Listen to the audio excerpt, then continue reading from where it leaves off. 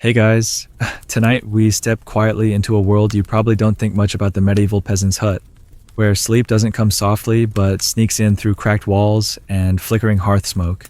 Imagine the faint amber glow from a fire struggling against the thick gloom, barely pushing back the chill and shadows that cling to every corner. It's a paradox: this hearth, meant to warm and comfort, also stings your eyes and fills your lungs with smoke you try not to notice. You probably won't survive this night as easily as you hope. Before you get comfortable, take a moment to like the video and subscribe, but only if you genuinely enjoy what I do here. Oh, and drop your location and local time down in the comments. I'm curious where in the world you're tuning in from as we journey through this long night together. Now, dim the lights. Maybe turn on a fan for that soft background hum, and let's ease into tonight's story together. You trudge into the small hut after a long day of back-breaking labor. The air inside is thick with smoke and something damp, a smell you've grown so used to it's almost comforting. Your eyes squint against the faint flickering of the fire, the only real source of light in the tiny, cramped space. The hearth's glow dances off rough wooden beams blackened by years of smoke. The fire crackles unevenly, as if protesting the scant fuel left for the night. It hisses and pops, sending up little sparks that drift lazily towards the low ceiling of smoky thatch. This isn't the kind of fire that promises cozy warmth. It is a stubborn ember that teases you with heat, but mostly fills the space with a persistent, acrid sting. You sink down onto the hard-packed dirt floor beside the hearth, feeling the uneven stones and bits of clay that form the foundation beneath your feet. The floor, once softened by years of tramping feet and scuffed straw, is now cold and unyielding. You notice how the firelight flickers over the packed earth's uneven surface, a subtle reminder of how far you are from the polished floors of castles, or even the well-trod wooden planks of wealthier villagers. It's a raw, unvarnished reality. The dirt floor offers no cushion, no welcome embrace. Instead, it holds the memory of countless other feet and knees that have suffered the same harshness. You flex your toes, wincing at the cold that seems to seep from the ground itself, chilling your skin through the thin, worn wool of your socks. The hut's walls, made from wattle and daub, creak softly in the night air. You run a hand over the rough lattice of woven sticks, smeared with a patchy mix of clay and straw. The texture is rough against your fingers, an earthy, lumpy surface that's a far cry from modern plaster or stone. You remember hearing historians still argue whether these walls truly kept out drafts, or simply trapped in cold and moisture, making winter nights a battle against chill rather than rest.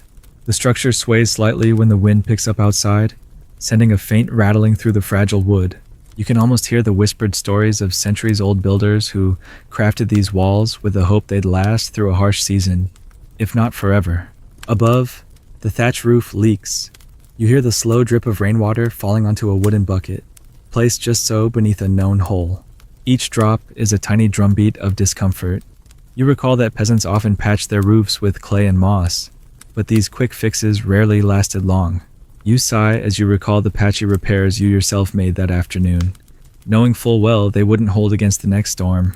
The scent of wet earth and decaying straw fills your nose, mixing with the ever-present smoke. It's not exactly the scent of fresh rain on a summer day, but more like a damp blanket smothering everything in its path. The smoke from the hearth curls around your face, burning your eyes and coating your throat.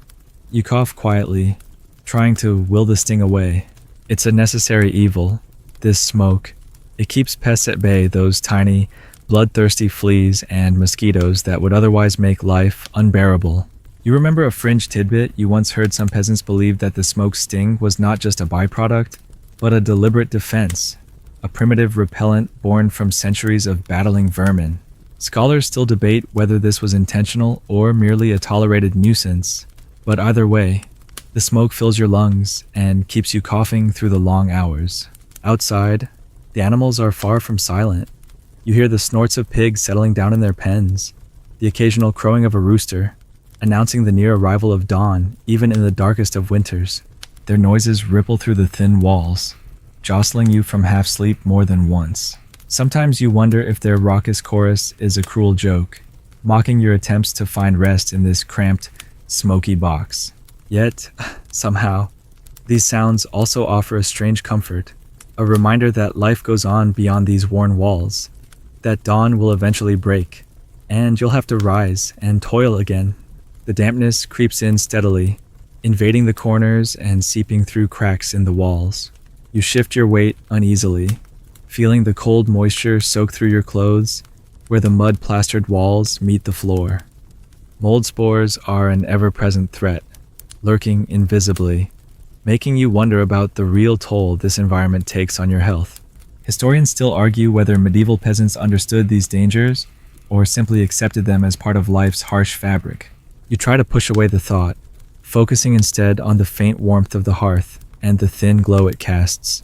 You scratch an itch on your ankle and curse the relentless fleas that feast nightly on your blood.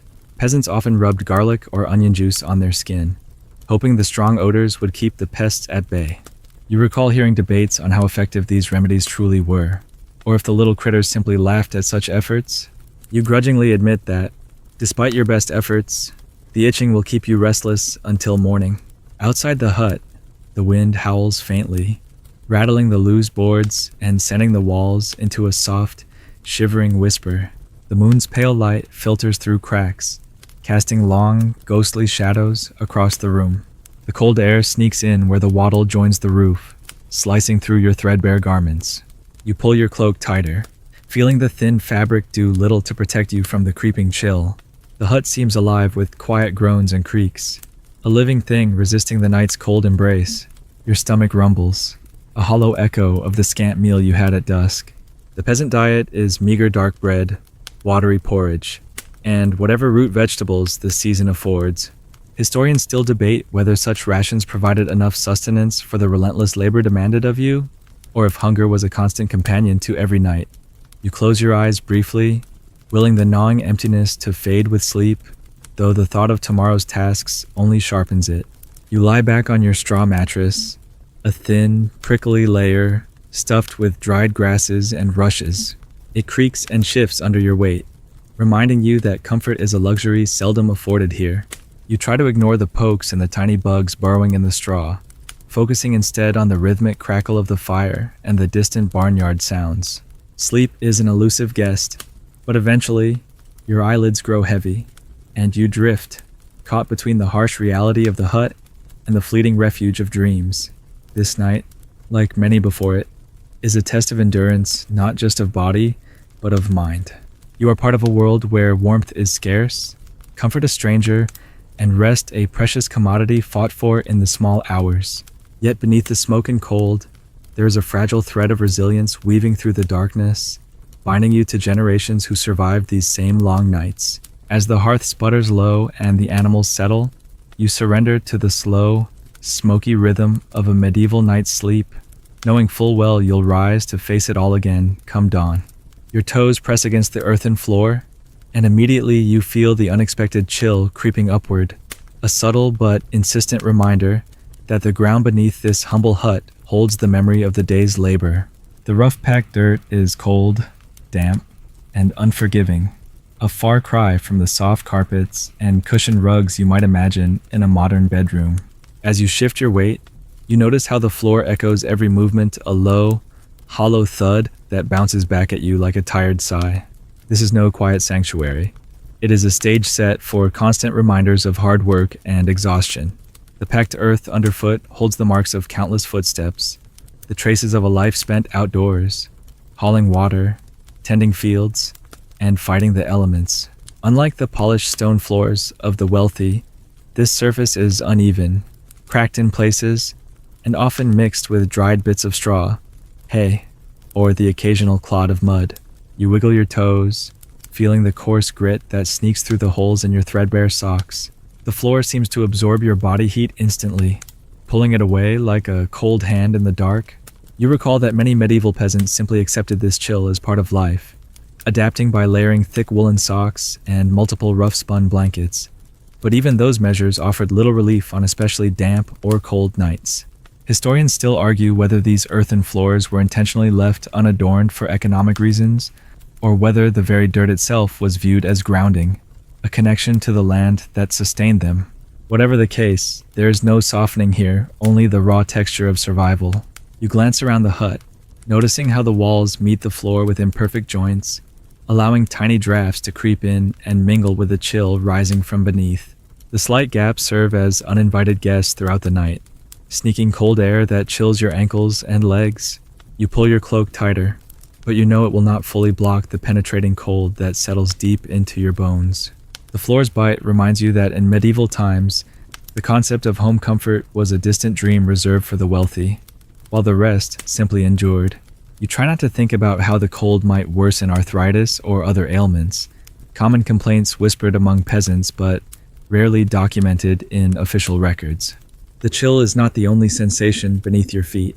As you shift your weight, you feel the rough texture of small stones and hardened clumps of clay embedded in the floor, remnants of the natural earth mixed with whatever man could pack down over years of use. You flex your toes against the uneven surface, wincing slightly as the harder bits jab into your skin through thin socks. This tactile connection to the soil reminds you of the long hours spent in fields, tilling and sowing, the earth both a provider and an unyielding taskmaster. The floor beneath you is more than just dirt. It is the literal foundation of a peasant's existence, a constant reminder of toil and endurance.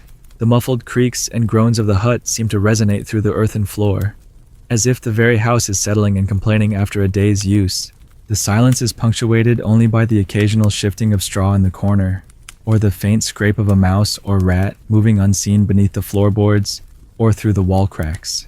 You imagine these creatures as tiny, persistent squatters, equally at home in this space, sharing the cold and the darkness with you.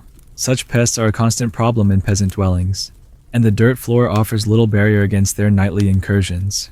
Your mind drifts to the endless days you've spent working under the sun, your feet sore and blistered from muddy fields and rocky paths.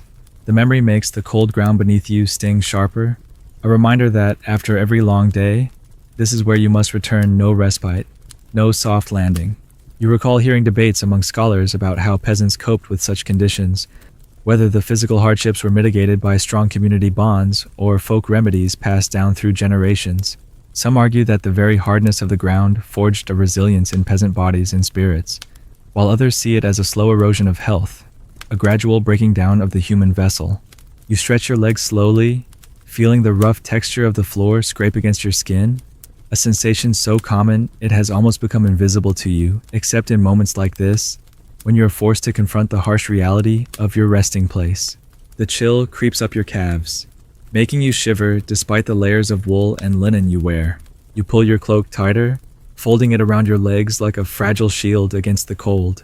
In the dim firelight, you notice that the earthen floor is also dotted with small patches of dried mud and darkened spots where moisture once pooled after a recent rain. These damp areas are the source of much discomfort, as moisture seeps upward through the porous soil, threatening to soak through your clothing and chill you further.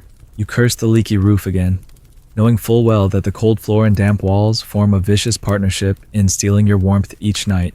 You glance toward a corner of the hut, where a small pile of rushes and straw lies. This patchwork mat is your closest approximation to a carpet or soft rug, though it is thin and scratchy, offering only the faintest barrier between you and the cold, hard ground. You wonder briefly if the wealthier villagers mock your humble floor, with their tiled or wooden boards, but quickly dismiss the thought. Jealousy is a luxury you can ill afford.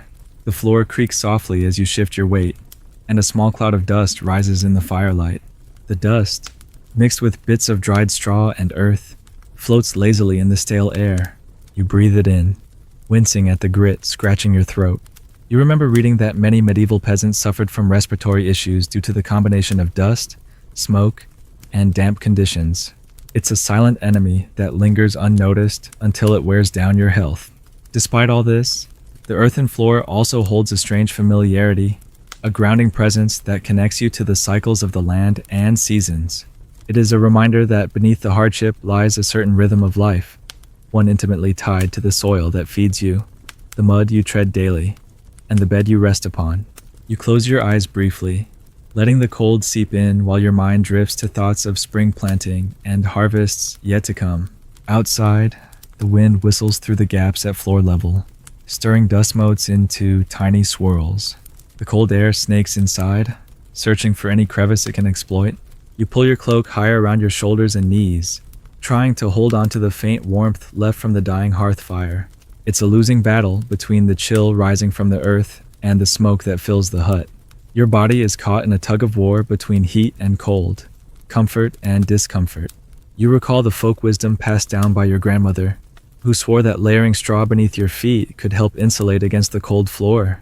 You dig through the corner pile and add a handful beneath your feet, hoping the brittle rushes might offer a bit of protection.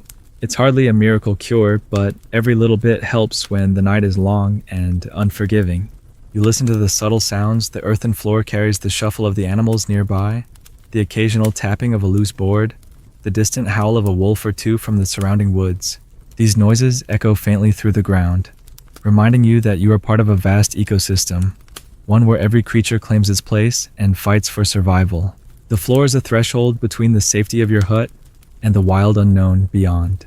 As the night deepens, the cold floor seems to draw the warmth from your body more insistently. You find yourself curling into a tighter ball, seeking to preserve what little heat you have. The earthen floor is an unforgiving companion, but tonight, like every night, you must endure. It holds the story of your life hard, unyielding, but undeniably real. You collapse onto your straw mattress, a humble offering to the gods of sleep, though it offers little in the way of comfort. The mattress is a simple bundle of dried rushes and coarse straw, roughly stuffed into a sack made from worn linen or hemp. You feel the sharp pokes and brittle stalks pressing through your threadbare clothing, a prickly reminder that luxury is reserved for others, not peasants like you. As you shift your weight, the mattress creaks and rustles, the straw compressing unevenly beneath your body and sending small dry noises echoing in the quiet hut. This thin bedding is more of a symbol than a solution, a barrier between your weary flesh and the hard, cold earthen floor, but one that does little to soften the relentless reality of your night's rest. You try to arrange the straw into a semblance of a pillow, but the lumpy bundle refuses to hold shape, instead poking uncomfortably at your neck and shoulders. You recall hearing from a traveling monk that in wealthier homes, pillows were stuffed with feathers or wool, offering gentle support and warmth.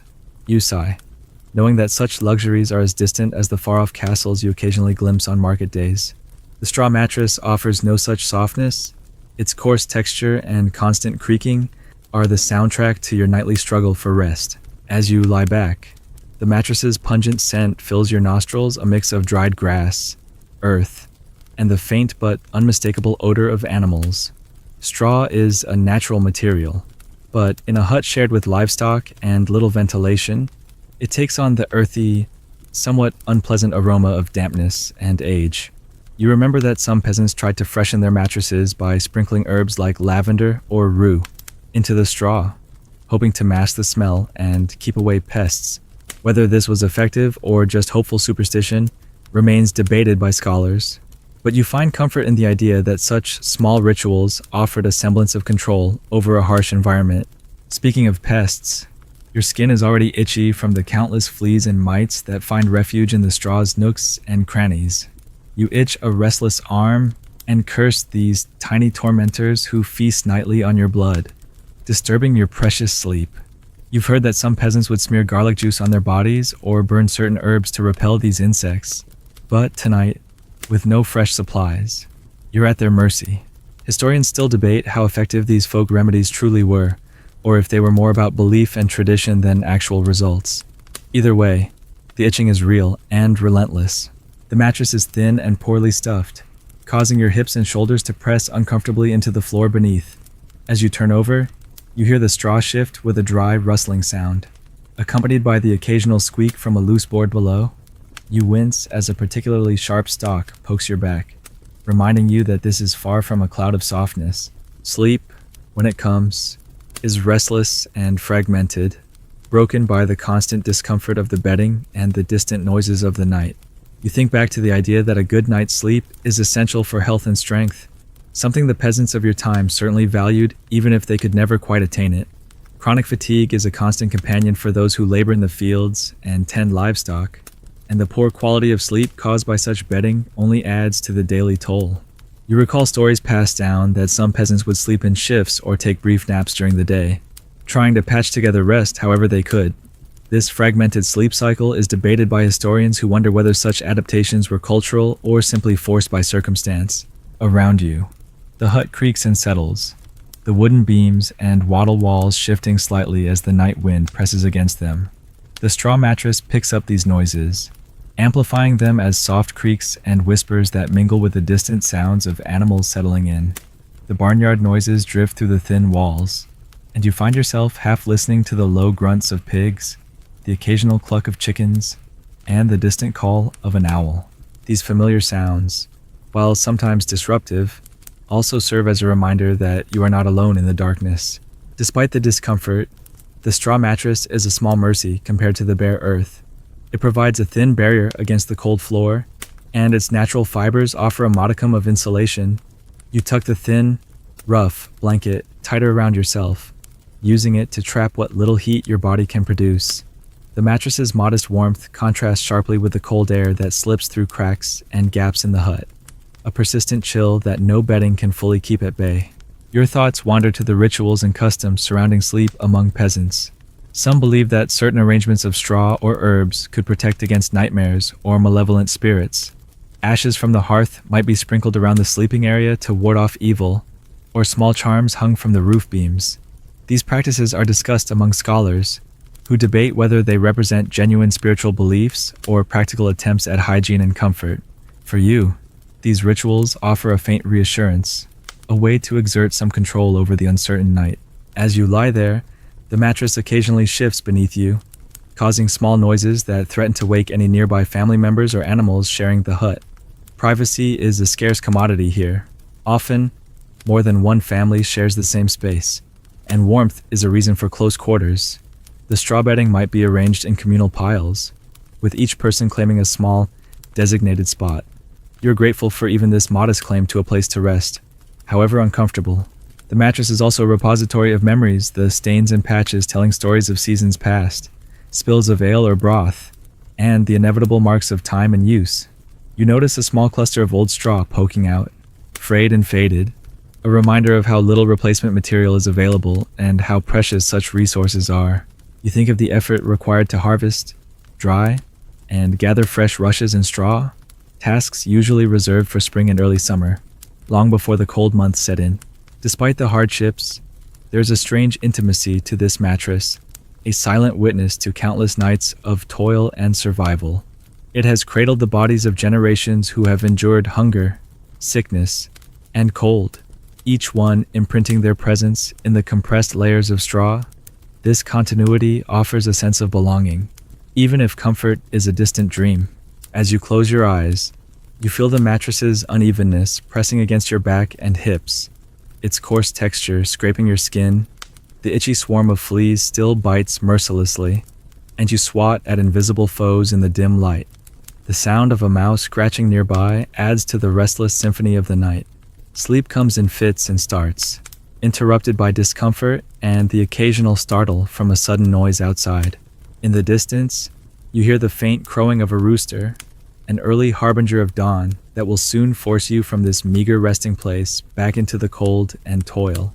For now, though, you lie still, cradled by the prickly embrace of the straw mattress, caught between exhaustion and alertness, yearning for rest yet shackled by the realities of your life. The wattle and daub walls around you seem to breathe in the night air, their fragile lattice of woven sticks and clay shifting softly with every gust of wind that sneaks through the countryside. You reach out and run your hand along the rough, uneven surface, feeling the coarse texture of dried mud and straw pressed unevenly against the wooden frame. The walls creak faintly, as if whispering secrets of the countless nights spent sheltering the lives and struggles within. These walls are thin, permeable, and yet somehow steadfast enough to keep the worst of the weather at bay most of the time. You recall hearing historians still argue whether these primitive structures truly offered adequate protection, or if they were merely a stopgap between outdoor hardship and real shelter. The truth probably lies somewhere in the middle, as you've experienced firsthand on many damp and windy nights. You notice a small gap near the corner where the wattle's twigs have loosened, allowing a slender draft of cold air to snake its way in. You press your palm against the gap, feeling the chill bite through your thin woolen sleeve. It's a subtle reminder that these walls are as much a challenge as a comfort, a fragile barrier that must be constantly maintained and patched if you want to survive the harsher months. You think back to the afternoons spent with your neighbors, hastily mixing clay and straw to daub onto cracks and holes, using whatever tools and materials you could scrounge from the fields and forests. It was a tedious task, but necessary. Each repair bought you another night, shielded from the raw forces of nature. The wattle's uneven weave means that the walls don't simply stop at blocking wind. They also allow a faint filtering of sounds and smells from outside, blending the world beyond with your cramped interior. You hear the distant barking of dogs, the muffled conversation of neighbors, and the soft rustle of leaves stirred by a restless breeze. These sounds weave into the fabric of your night, sometimes soothing, sometimes unsettling. You imagine the wall acting like a delicate veil between your little world and the vast, untamed countryside beyond. The edges of your hut are porous and alive, responding to the rhythms of the natural world. The clay that seals the wattle sticks is cracked and flaky in places, evidence of years of weathering and patchwork fixes. You gently tap one such patch, and a small cloud of dust rises, tickling your nose. It's a stark contrast to the smooth plastered walls of wealthier homes, where lime and finer materials create a more enduring surface. You remember the debate among scholars about whether peasants ever had access to such materials, or if the earthy, cracked texture was just accepted as the norm. There's a sense that this roughness, this tactile imperfection reflects not just economics, but an ingrained resilience, a willingness to make do with what nature and necessity provide. You glance upwards, imagining the interplay of light and shadow on the wattle walls during the day. When sun filters through gaps and illuminates the dust motes hanging in the air, but at night, the walls seem to close in tighter, their dark surface swallowing the flickering firelight and deepening the shadows. The thinness of these walls means warmth escapes almost as quickly as is generated by the hearth, forcing you to bundle in your cloak and shiver against the cold. You curse the walls silently for their inadequacy, even as you recognize they are a labor of love, a testament to the hard work of you and your neighbors. You reach over to the wall to steady yourself as a sudden gust rattles the hut, causing a cascade of tiny cracks and creaks. The fragile construction groans as the wind presses harder, threatening to pry apart the joined twigs and the mud that binds them. You hold your breath, hoping the walls will hold until dawn. You've heard of huts collapsing under the weight of snow or during fierce storms, and you know the danger is real. The wooden framework is vulnerable to rot and pests, and without constant care, the entire structure could fall apart in an instant. Near the base of the wall, you notice patches of dampness where water has seeped in, darkening the clay and threatening to erode the very foundation of your shelter. Moisture is an ever-present enemy, and you try not to dwell on the mold and mildew that must be slowly growing in the shadows. You remember the stories of villagers falling ill from respiratory diseases caused or worsened by these damp conditions. Despite your best efforts to repair and reinforce the walls, moisture always finds a way through the porous material. Historians still debate how much medieval peasants understood about hygiene and the health risks posed by such dampness, or whether survival demands simply outweighed these concerns. Your fingers trace the rough surface, feeling the individual twigs woven tightly in a crisscross pattern, a method passed down through generations. It's a fragile lattice that somehow bears the weight of the roof and protects against the elements, a design born from necessity and tradition. You find a splinter and wince, pulling your hand back. This same fragile framework also harbors countless insects and spiders, which make their homes in the nooks and crannies of the walls. You've heard that many peasants tolerated these creatures as part of life, their presence accepted rather than fought. Some believed spiders brought good luck, while others feared the diseases that insects might carry. The flickering firelight casts dancing shadows across the wattle, giving the walls an almost living quality. You half expect to see faces or figures emerge from the shifting patterns, shadows of ancestors watching over your night. It's a comforting thought, even if the reality is far less mystical. These walls have stood through generations of hardship, sheltering families through frost, rain, and biting winds. They hold stories in their cracks and crevices, silent witnesses to births, deaths, laughter, and tears. As the night deepens, you hear the soft creak of the hut settling, the wattle walls responding to changes in temperature and humidity. The clay contracts and expands, causing faint popping sounds that echo in the stillness. You wrap your arms around yourself, feeling the cold that slips through every imperfection. The walls do their best, but they are no fortress. Your breath fogs the cool air, and you remind yourself that this fragile shelter is better than none. Outside, the wind howls again, testing the limits of your home. The wattle and daub walls shudder under the pressure, but they hold. You close your eyes and imagine the hands that built this hut, weaving twig by twig, daubing clay with careful precision. You think of the neighbors who help one another patch holes and reinforce weak spots before the first frost. This is a community effort, a shared struggle to hold the line against the cold and dark. You recall the oddities of medieval construction, like how sometimes animal hair or dung was mixed into the clay daub to improve strength and water resistance.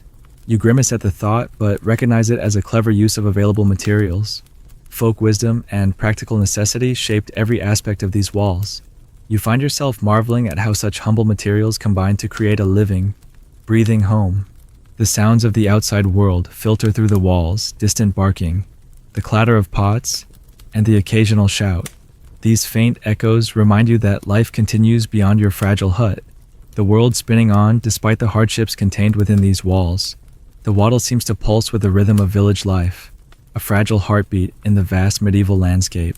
As you drift towards sleep, the fragile walls remain your steadfast companions, their imperfections a testament to endurance.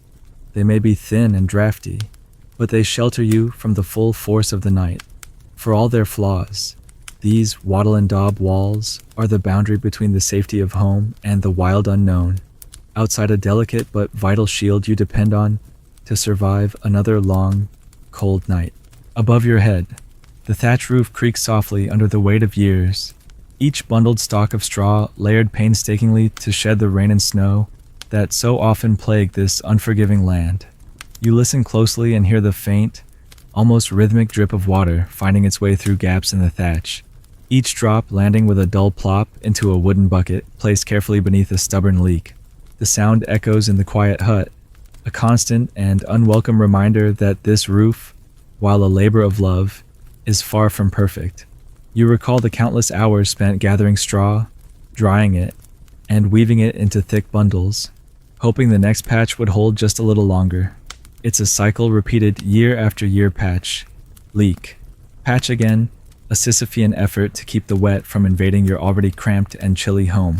The thatch, composed mainly of rye or wheat stalks, is layered tightly but never entirely impervious.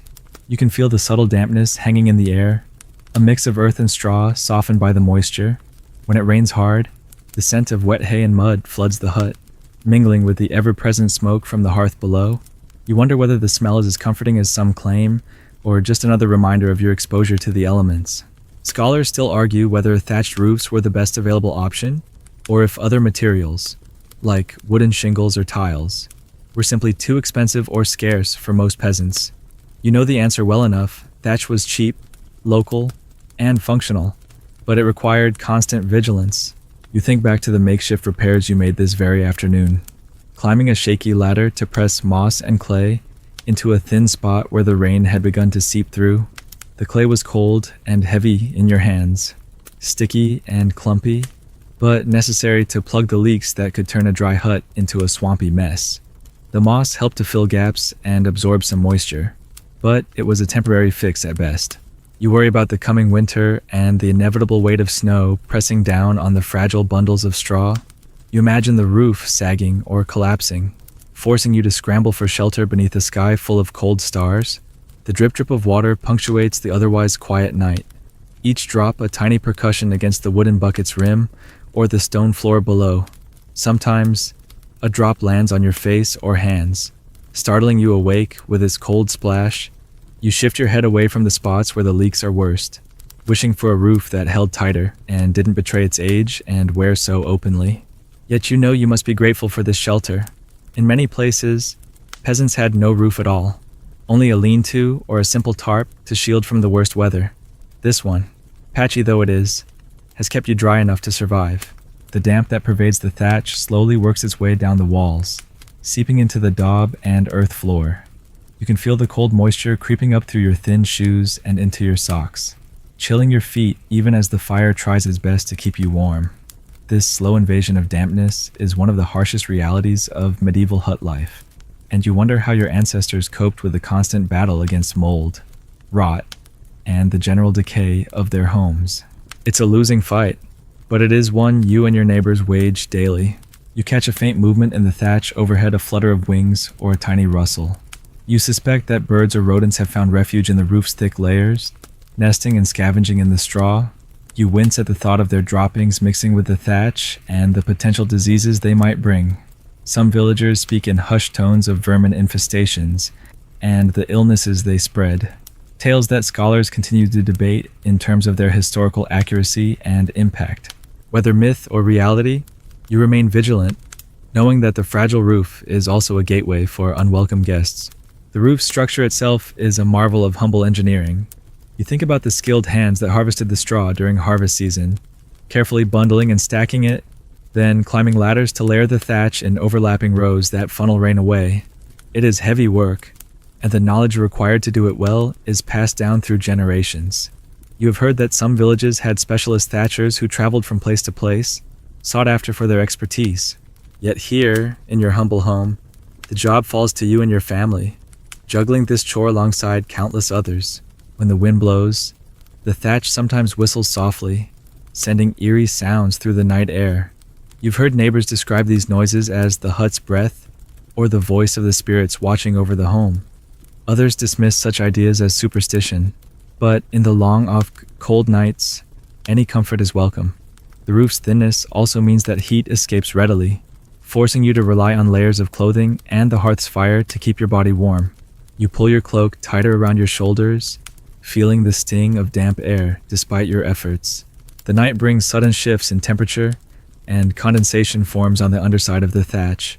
Tiny droplets gather and occasionally fall, startling you awake with a sensation of cold wetness. You wipe your brow and try to settle again, feeling the persistent chill seep into your bones. You know that come morning, you will have to inspect the roof once more, patching old leaks and searching for new ones before the next rainstorm. There's a strange rhythm to the sound of rain hitting the thatch, a soothing yet relentless percussion that fills the silence outside. You imagine the roof's many layers soaking in the water, the straw swelling and settling, holding the moisture until it dries out in the sun. This cycle of wet and dry wears on the material, and you know that, after several seasons, the thatch will need to be replaced entirely, a monumental task that requires resources you do not always have. You briefly consider the alternatives to thatch. Stone or tile roofs are a dream for peasants, far beyond your means. You've seen glimpses of them in wealthier homes during market days, solid, enduring, and capable of keeping out the worst storms. The contrast is stark and sometimes bitter, but reality always pulls you back to the humble roof over your head, leaky though it may be. The roof's imperfections also shape your daily life. You've learned to position your sleeping spot away from the worst leaks, rearranging bedding as the seasons change and the storms grow fiercer. You keep buckets and cloths nearby to catch and mop up drips, turning this necessity into a nightly ritual. These small acts are part of the rhythm of survival here, an unending dance with the elements that demands constant attention. Despite the hardships, there's a quiet satisfaction in maintaining this roof. It connects you to your ancestors, who faced the same challenges and overcame them through knowledge and perseverance.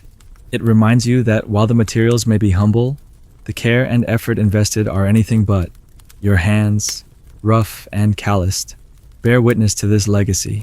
As the night wears on and the fire dies down to embers, you listen to the steady drip of water and feel the gentle sway of the hut under the weight of the night's weather. You close your eyes and try to block out the damp chill, knowing that come morning, you will face the day once more ready to patch, repair, and endure. The smoke from your small hearth swirls lazily in the dim air, curling around your face with a familiar sting that you've learned to both dread and accept. It's a paradox of medieval life. The very fire meant to bring warmth and comfort also brings a sharp, eye-watering bite that cuts through your lungs and clings stubbornly to your clothes and hair. You cough softly, waving your hand in front of your face to clear the haze, but the smoke lingers, stubborn as a bad habit. It is the price you pay for the heat that barely keeps the chill at bay. You recall hearing that some historians debate whether this smoke was merely an unavoidable nuisance or a deliberate, albeit crude, pest deterrent. The burnt wood and embers filled the hut with a scent that many peasants believed kept away fleas and insects, those tiny, bloodthirsty invaders that seemed to find their way even into the thickest of clothing and bedding. You draw your cloak tighter around your shoulders as the acrid smoke stings your eyes once more. It's a constant companion, rising from the hearth and swirling under the low thatched roof, filling every crevice of the hut. Despite the discomfort, you understand its necessity. Without this fire, the bitter cold would seep in through every crack, turning the night into a frozen nightmare. The hearth is your lifeline, the heart of the home that glows with fragile warmth amid a sea of hardship. You remember the times you've tried to keep the smoke to a minimum, using damp wood or smoldering embers, only to be plagued by the pests that swarm when the air is clear. Some nights, when the fire is particularly smoky, you smear animal fat or resin onto the wood, hoping the harsher fumes will repel the most persistent insects. It's an old trick passed down from your grandmother, who swore that the right kind of smoke could keep the worst of the bugs at bay. Whether it works or not is still debated among scholars and villagers alike, but you're willing to try anything that might grant you even a few moments of undisturbed sleep. You stifle a cough as the smoke thickens, wishing for a breeze to carry it away, though you know any opening would invite the cold in. Outside, the wind rattles the hut, pressing its cold fingers through the fragile wattle walls and shaking the thatch overhead. The smoke drifts unevenly, sometimes settling thickly around the hearth before spiraling upward in erratic patterns. You watch the dance of the flickering shadows cast by the firelight, the smoke weaving through them like a ghostly veil. It's a mesmerizing sight, one that lulls you briefly away from the discomfort and into a quiet contemplation of the night. Your thoughts wander to the pest problem that plagues so many peasants' fleas, lice, and mosquitoes that infest every nook and cranny. The smoke, harsh and penetrating, is one of your few defenses against these relentless attackers. You remember stories of peasants burning herbs like wormwood or juniper alongside their fires, hoping the fragrant smoke would drive away insects and perhaps even ward off evil spirits. Scholars debate whether these rituals were more about superstition or practical pest control, but in the long, dark nights, any hope for relief was eagerly embraced. The heat from the fire is uneven, sending warm pockets into the air that quickly dissipate into cooler drafts. You shift closer to the hearth, feeling the comforting glow on your face even as the smoke burns your eyes. The warmth is a fragile thread you cling to, especially when the cold seeps through your worn clothing and the hut's thin walls. You know that the fire must be carefully tended throughout the night, a constant vigil to keep embers alive without producing too much smoke that would choke the small space. As you adjust the logs and blow softly on the embers, a small cascade of sparks rises and briefly illuminates the soot-darkened ceiling. You remember that the accumulation of soot and smoke stains the hut over time, blackening the beams and thatch, a testament to the countless nights spent breathing this heavy air. It's a constant reminder of the compromises you make in the pursuit of warmth and shelter. Your eyes begin to water again, the sting of the smoke persistent and unyielding. You wipe at your face and try to focus on the other sounds of the night, the distant lowing of cattle, the rustle of animals settling down in the pens, and the soft, rhythmic breathing of your family nearby. These noises weave into the smoky atmosphere, creating a tapestry of life and survival that fills the darkened hut. You wonder about the balance between smoke and health, pondering whether the air you breathe night after night takes a greater toll on your lungs than the cold ever could. Historians still debate the health effects of living in such smoky conditions, with some suggesting that chronic respiratory ailments were common among peasants, while others argue that the body adapts over time. Regardless, the choice feels stark: endure the smoke and keep the pests at bay, or breathe clearer air and suffer the incessant biting of fleas and mosquitoes. Your fingers absently pick at a small pile of ashes near the hearth, remnants of last night's fire. You think about how these ashes serve multiple purposes beyond just waste. Some peasants use them to help seal cracks in walls, or as a fertilizer for their fields. It's a reminder that in this world, every bit of material is valued, repurposed, and woven into the daily struggle for survival. The smoke's sting sharpens again, making you blink rapidly. You realize that, even though it burns, The smoke also offers a strange sense of protection, an invisible shield warding off the tiny invaders that would otherwise make your nights unbearable. You recall a fringe tidbit you once heard about medieval villagers who believed smoke carried prayers and purifications, acting as a bridge between the earthly and spiritual realms. While that might sound like fanciful superstition, you recognize that in times of hardship, hope takes many forms. You settle back onto your straw mattress, the smoky haze settling around you like a heavy cloak.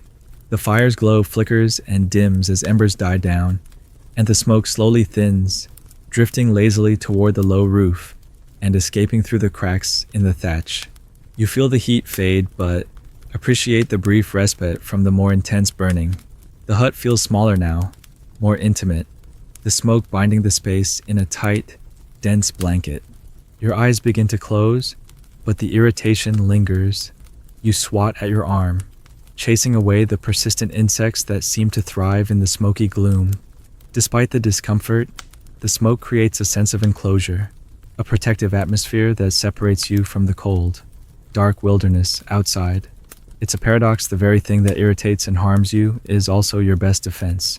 As you drift toward sleep, the smoky air mingles with the other smells of the hut, damp earth, wet thatch, and the faint tang of animal musk. It's a heady, persistent mixture, a signature scent of your home. The fire sputters softly, sending a final curl of smoke upward before settling into quiet embers.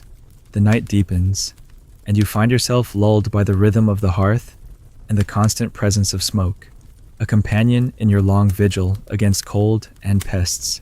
You remind yourself that this smoke, with all its discomforts, is a lifeline. Without it, the biting insects would overwhelm you, and the cold would seep in relentlessly. It's a constant negotiation, a balance of pain and protection, irritation and relief. You close your eyes fully now, letting the smoky haze blur the edges of the world as sleep finally begins to claim you, wrapping you in its fragile embrace. As the smoky haze settles and the fire cracks down to low, glowing coals, the night's true soundtrack unfolds from all around you, a chorus of animals, each with its own voice, each a neighbor closer than any human could ever be, in the cramped darkness of a medieval peasant's hut. You're never alone here. Not really. Not with the restless snorting of the pig rooting around outside the wall, or on colder nights, the hot musky body of that pig sharing the same four walls, grunting softly with every breath. It's a shared warmth that is as practical as it is uncomfortable, for when the frost creeps in, every living body becomes a precious heat source. You try to ignore the tickle of straw as the pig shifts against the bedding, muttering an annoyed grunt in its sleep, and you can't help but let a wry smile flicker. Modern life may brag about pet-friendly hotels, but nothing prepares you for the 5-star pig-in-your-bed experience. Scholars might quibble about the daily logistics. Some claim livestock slept strictly in sheds. Others argue the family pig was a regular guest star in winter's coldest months, but as you listen to the animal's rhythmic breathing, the truth seems to fall somewhere in the middle, echoing through the centuries in the same exhausted exhalations. A rooster, confused or defiant, crows well before dawn, the sound slicing through the smoky gloom and your half-formed dreams. There's a particular indignity in being startled awake, not by a gentle sunrise, but by a bird with no sense of time or personal space. You wonder for the 100th time why roosters never bothered to coordinate their alarms. Maybe it's a centuries-old plot to keep peasants humble.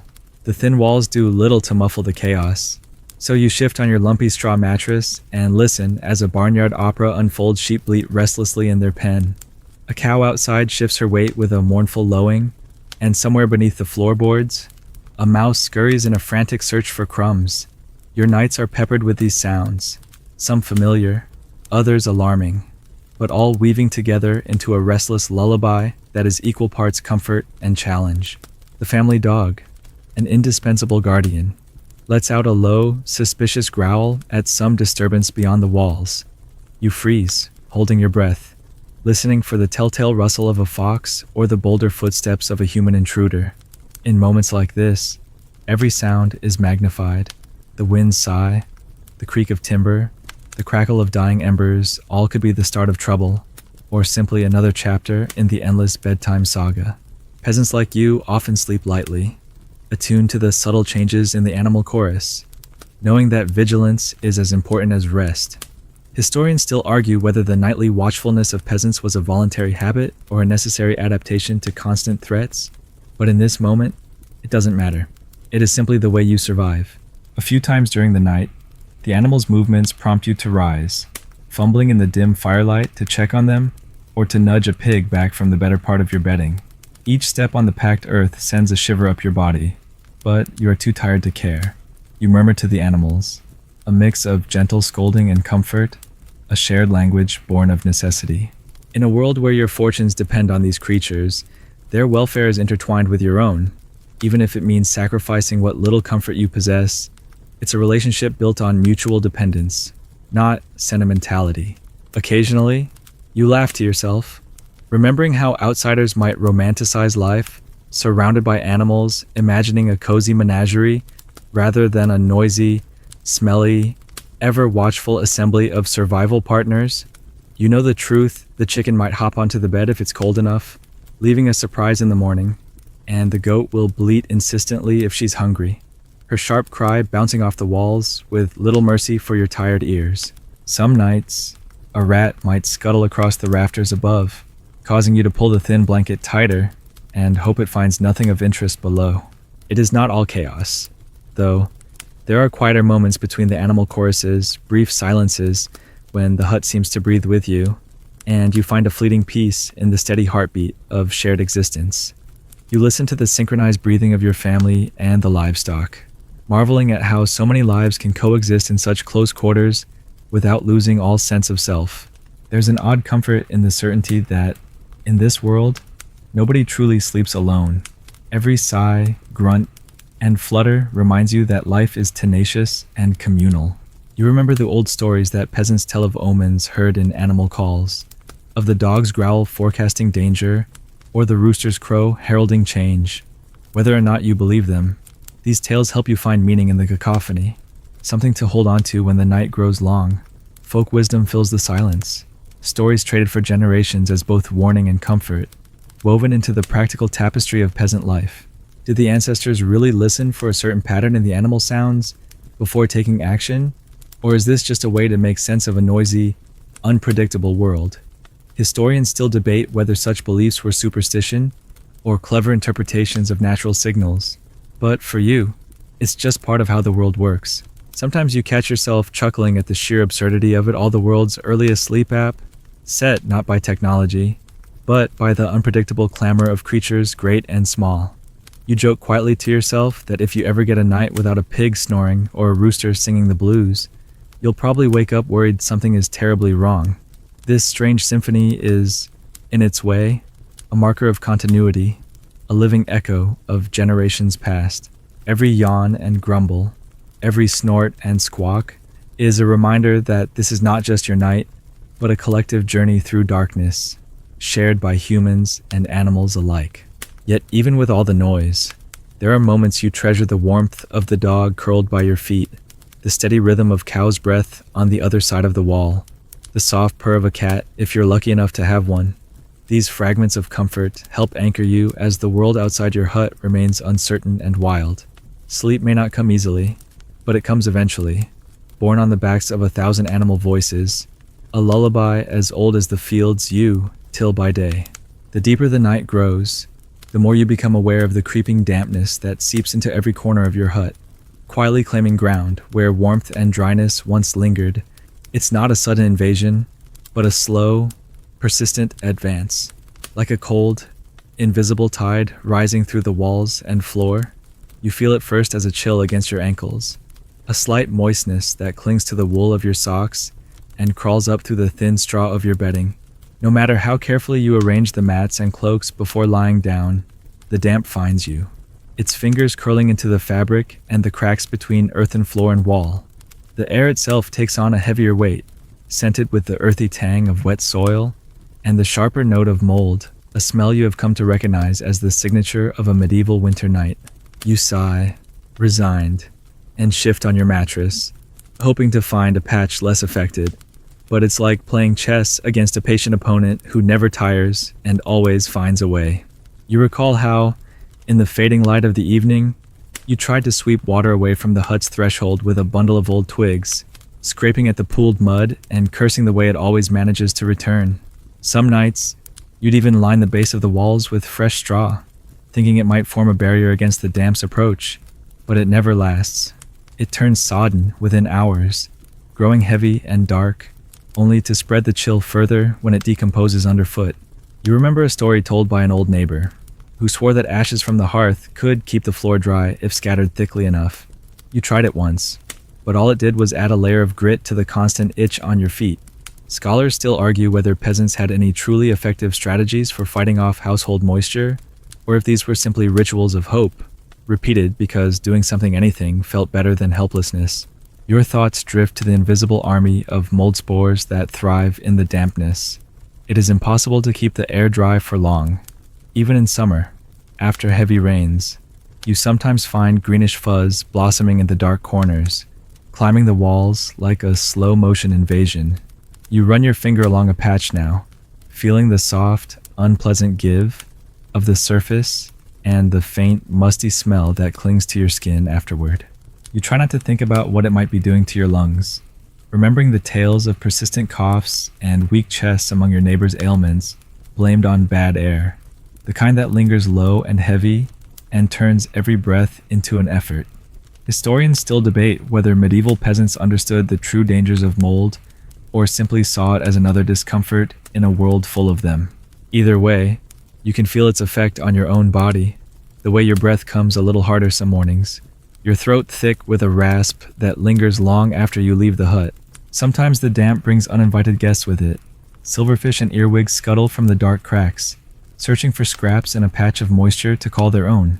Slugs find their way indoors, leaving glistening trails that catch the first light of morning.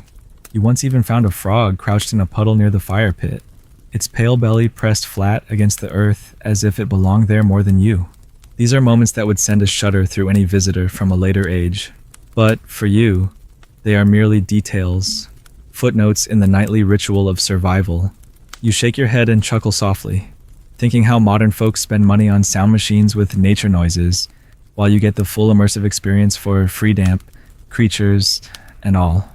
The creeping moisture also wages war on your possessions, such as they are, the rough wooden chest that holds your spare tunic, and the few treasured heirlooms swells and groans, its lid sticking tight in the dampness. Your blanket, woven coarse and thick, grows heavier with every hour, the wool soaking up the chill as if determined to test your resolve. Even the metal of your belt buckle feels clammy to the touch, cold against your skin each morning. You tuck your knees closer to your chest, wrapping the blanket tighter and shuddering as a droplet falls from the thatch above, landing squarely on your forehead and running down your nose. It's a losing battle, but still you fight it, moving bedding, shifting your sleeping spot, and muttering curses to yourself and the weather alike. As the night progresses, you start to notice how the damp invades your dreams, too. You find yourself wandering sodden fields in your sleep, struggling through mud that grips your legs like living hands, or waking with a start as if you've been caught in a sudden downpour. Even your mind cannot escape the reach of moisture, and you wonder if the constant dampness leaves its mark on more than just the body. Some old wives' tales claim that restless dreams come from sleeping too close to wet earth, or that evil spirits ride the mist that curl along the floorboards. You're not sure you believe such things, but on a particularly cold and soggy night, you find yourself whispering a quick charm, just in case. You think of the debate that never quite ends, whether the damp of peasant huts was a trivial inconvenience or a real, chronic hardship that shaped the very character of medieval life. Scholars sift through archaeological sites, looking for evidence in decayed wood, stained clay, and ancient pollen. But you know the answer already, written in the ache in your bones and the heaviness in your chest. It is real enough to you, and it seeps into every corner of your existence, challenging you to endure it yet again. Yet, and through it all, you carry on. You adjust your blanket for the 100th time, swat away a persistent earwig, and breathe in the mingled scents of damp, mold, and old smoke. You take small comfort in the knowledge that, come morning, the sun will rise, and with any luck, The day will bring a dry breeze to chase some of the moisture away, at least until the next rain. For now, you close your eyes, surrendering to the chill, and let the quiet drip of water and the sigh of the wind lull you toward another uneasy slumber. You marvel at your own endurance, surprised once again by how the body can adapt. Even to this, how you can learn to sleep in a world where dryness is a luxury and dampness is a nightly guest. Always uninvited, but never absent. It's the itching that truly undoes you some nights. A maddening, crawling sensation that flickers just beneath the surface of your skin, refusing to let you forget the hidden, persistent presence of fleas and other biting pests. You toss and turn on the straw mattress, swatting at your legs and arms, knowing full well that, with every movement, you only stir up more of the unwelcome guests that have claimed your bedding as their own. The fleas seem to thrive in the warm, damp crevices of the straw and blankets, multiplying endlessly in the folds of cloth, inside the seams of your tunic, and even in the softest places of your body, where the heat lingers most. You can almost imagine them as night's true rulers, tiny monarchs declaring dominion over all things living and breathing within the four humble walls of your hut. The joke you tell yourself as you scratch at another fresh bite is that you are little more than a feast on two legs, carrying your share of the medieval ecosystem wherever you go. Your mind reaches for some measure of relief, recalling the countless folk remedies passed from one generation to the next, old wives' tales, neighborly wisdom, and desperate inventions alike. You remember smearing your ankles and wrists with the pungent juice of garlic, hoping its sharp scent would offend your miniature tormentors, but it only seemed to offend you, lingering in your nostrils as you tried to sleep. Sometimes you rub sprigs of mint or pennyroyal between your fingers and tuck them into the corners of your bedding, but the bitter herbal scent, while pleasant at first, fades long before the biting does. Some in your village swear by burning particular herbs or mixing a little vinegar with water to splash on your skin, though you have yet to find a method that truly works for more than a handful of hours. Historians still argue whether any of these remedies actually had an impact or were merely rituals of hope, offering at least a sense of agency in a world that so rarely lets you control your own comfort. When the itching grows fierce, you think about all the ways people try to fight back. A few times each year, when the weather is fair, you drag your mattress and blankets outside into the sun, beating them with a stick and letting the heat drive away some of the pests. The straw gets replaced when you can afford it, though that's a luxury most can't indulge more than once or twice a year. Still, the new rushes and straw, crisp and dry, always feel better at first, until the first damp night. When the cycle begins anew, you smile ruefully, thinking that even the best modern mattress couldn't withstand the onslaught of medieval life for long. It would likely surrender to the fleas just as quickly as your own humble bedding. In the quiet moments between scratching fits, you find yourself marveling at the sheer tenacity of these tiny adversaries. You can feel their bites swelling into red welts, hot and bothersome, sometimes bleeding if you scratch too hard. Your skin tells the story of your nights in the hut, a map of discomfort traced in bumps and scabs, the physical record of life at the bottom of the ladder. You sigh and roll over, wishing you could offer your body a reprieve, a single night of unbroken, itch-free sleep. But that is not a luxury for those who live as close to the land and the animals as you do. Some nights, the bites drive you half mad, and you mutter oaths into the darkness, threatening to burn the entire mattress if it doesn't improve. Other nights, you simply resign yourself, accepting the fleas as part of the deal, the price you pay for sharing your world with livestock, and for building a home from the earth itself. The bites eventually fade into the background, another layer of discomfort stacked atop the chill, the damp, and the noise. You think, with a weary sort of humor, that anyone who claims to romanticize the simple life should first spend a night in your bed and see how much poetry survives after an hour of scratching.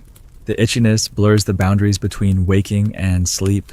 Your dreams, when they finally come, are filled with phantom sensations, swarms of bugs crawling over your arms, or visions of endless fields of rushes swaying in the wind, their stalks alive with jumping insects.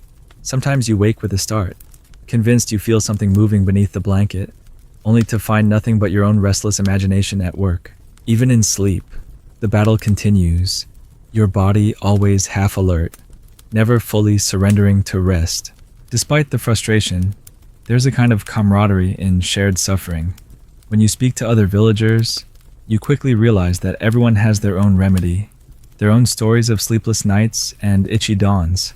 Some children make a game of hunting fleas on one another's heads, catching the tiny insects between their fingernails and boasting of their kills.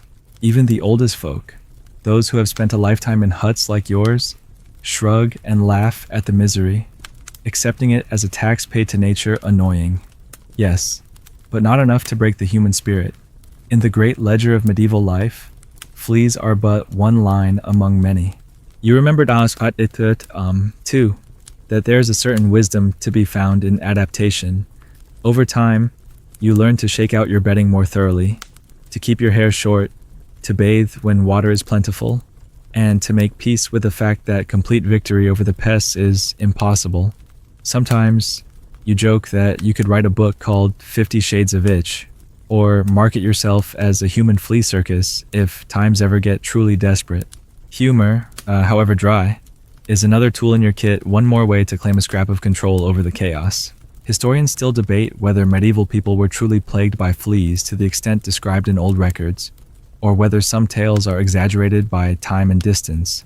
They pore over archaeological finds, seeking evidence of ancient insects in the preserved remnants of clothing and bedding. But the stories passed down feel too universal to be mere legend.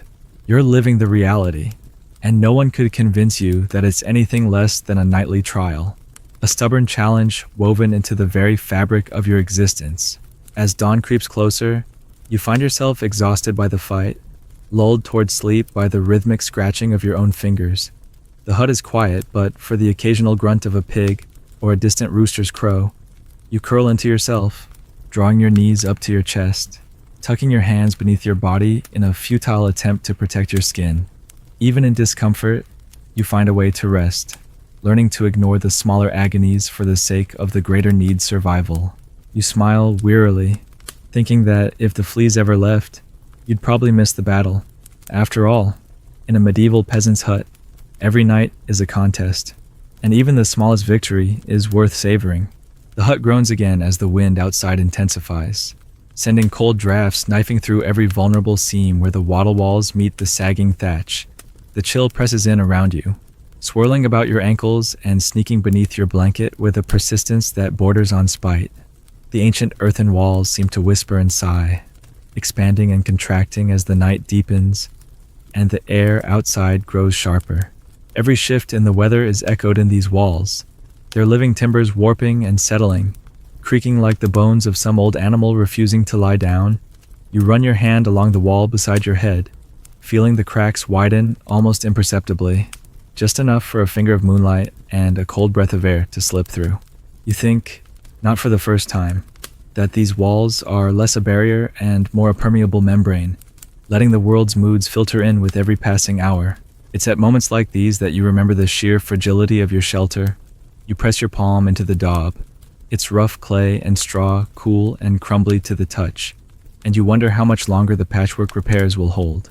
The memory of last winter's storm when the wind howled like a wounded beast, and rain came sideways flickers in your mind.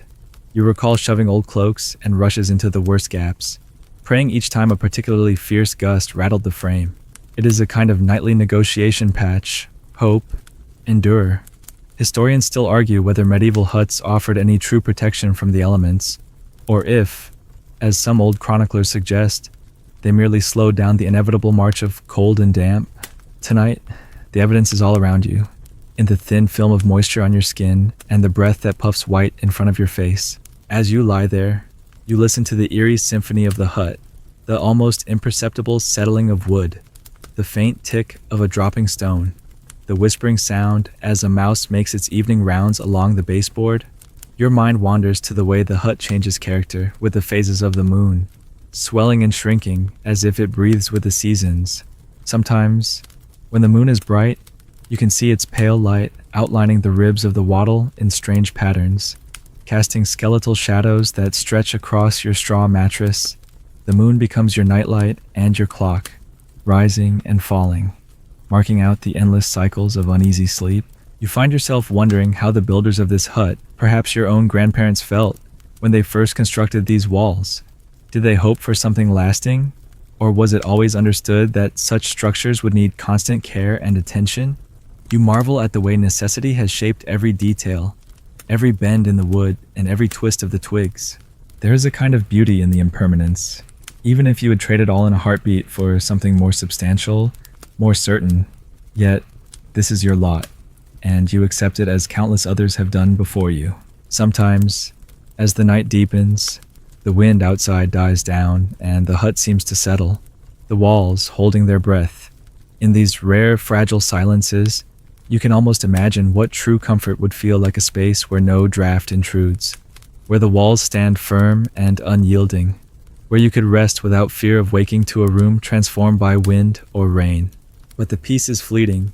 Soon enough, a new gust stirs the thatch, and you're reminded again of the ceaseless battle between the world outside and the fragile shell that protects you. Your attention returns to the floor, where the earth itself is cold and unresponsive, giving back only what little warmth you and the hearth can offer. You shift, trying to find a position that keeps your feet away from the worst of the drafts, and you pull your thin blanket higher, tucking it beneath your chin. The walls, for all their shortcomings, have become familiar companions, groaning and sighing through the night, carrying the weight of your worries and your dreams. It is a strange relationship, one built on both gratitude and frustration. But you know that without these walls, thin as they are, you would have nothing at all. You notice that in the stillness, your own breath has joined the night's quiet song. The air in the hut feels thick and cool, each inhale tinged with the earthy scent of the daub and the faint musk of straw. It's not unpleasant, but it is not what most would call fresh. You remind yourself of the stories told by elders, who claimed that the walls themselves could remember, holding the laughter, the tears, and the sighs of generations. Whether or not you believe it, you feel a certain comfort in the idea that your presence lingers, woven into the clay and stick, a silent testimony to your passing nights. Sometimes, when sleep evades you, you trace the cracks with your fingers, feeling the chill seep through and pondering the endless maintenance required to keep these walls upright. The clay flakes away at the lightest touch, and you know that another day will mean another round of patching, mixing mud and straw by hand, kneeling in the dirt as you press it into place. There's a meditative rhythm to the task, a simple satisfaction in making something hold together, even if just for another week or month.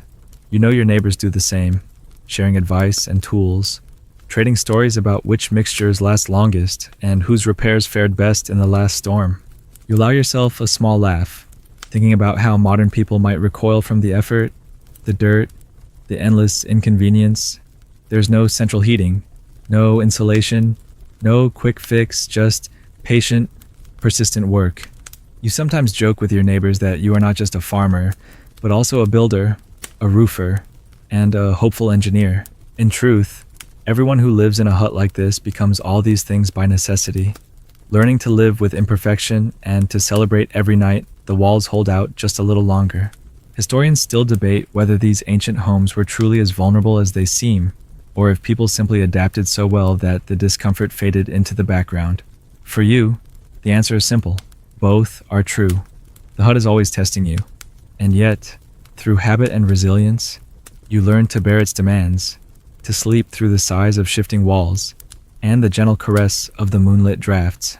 Tonight, as the wind subsides and the hut's whispers grow softer, you tuck yourself in tightly, accepting the embrace of your imperfect home.